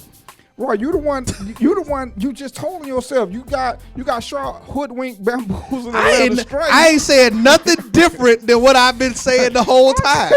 I ain't never have I said anything different? Yeah. Nope, not at all. No, I haven't. No, I haven't. No, I haven't. No, I haven't. I have been consistent. She didn't have that. We hadn't had that conversation here. Yeah, okay. Yeah, that's what it was. No, okay. I keep telling you, I'm up front and I'm full disclosure from the rip. All right, well I ain't full need disclosure. you to know. But we're gonna do this again. I don't know what they call Roger tell me when to show up and I just do it. So whatever you say, we'll make it happen. Yeah. I try to make sure your cousin don't have no wrecks this time. They're driving around up in these little back streets with no lights, and it ain't a lot of black people out here in Gwinnett County, so I panic. I'm just saying. Okay, on all these streets that Young took me on, I didn't see none, and I panic when I don't see black people. because I need somebody else to blame just in case something happens. But we're gonna do this again Wednesday and Friday, I guess. I don't know. We'll figure out about next Friday. Maybe maybe we'll just do Wednesday and then roll the Friday into the next event. Okay. Man. And boy, I guess I'm gonna have to start having an agenda for real, even though I can't. So now I'm gonna have to do a photo shoot so we can have pictures for the promotion for the speed dating and for the other event. County event and for we have to do a photo shoot. Two of us we gotta take pictures. So get somebody. We got a couple of photographers. I got pictures. I can just send them. We'll I be can like, just send boom, mine. like ta-da, ha-ha. So and don't forget Steve now. Steve. We're going to have Steve there to mediate. You know what I'm saying? Okay. Because Steve, he can run fast. So I'm going to need somebody to distract people just in case. All right, man. All right, so we'll see y'all when? Next Wednesday. We'll see y'all next Wednesday. I had fun. Peace, popcorn, and chicken grease. And we will, hey, yo, what's your name? Sweetheart, what's your name? He's asking you. What's your name? Oh, she's not going to tell you. She's... You know what I'm saying? And now you want to ask me, right? She the cutest little 8-year-old. She just looks so serious. She got me acting right. That's why I don't mess around with little girls, because they make you do the right thing. I don't want to behave. Huh? Oh, okay. Okay, yeah. I don't be cool. All right, so we're gonna make some things happen and see where this goes. We're gonna keep y'all updated on Roy's status, and we're gonna make it do what it do. Wow. So hey, I'm glad y'all listened to Random Thoughts with DVP. We're gonna get ready to get up out of here. And I guess I'll see y'all on YouTube. Right, yeah, this will be up in the morning. It'll be out later tonight. All right, man. Take us out of here, super producer.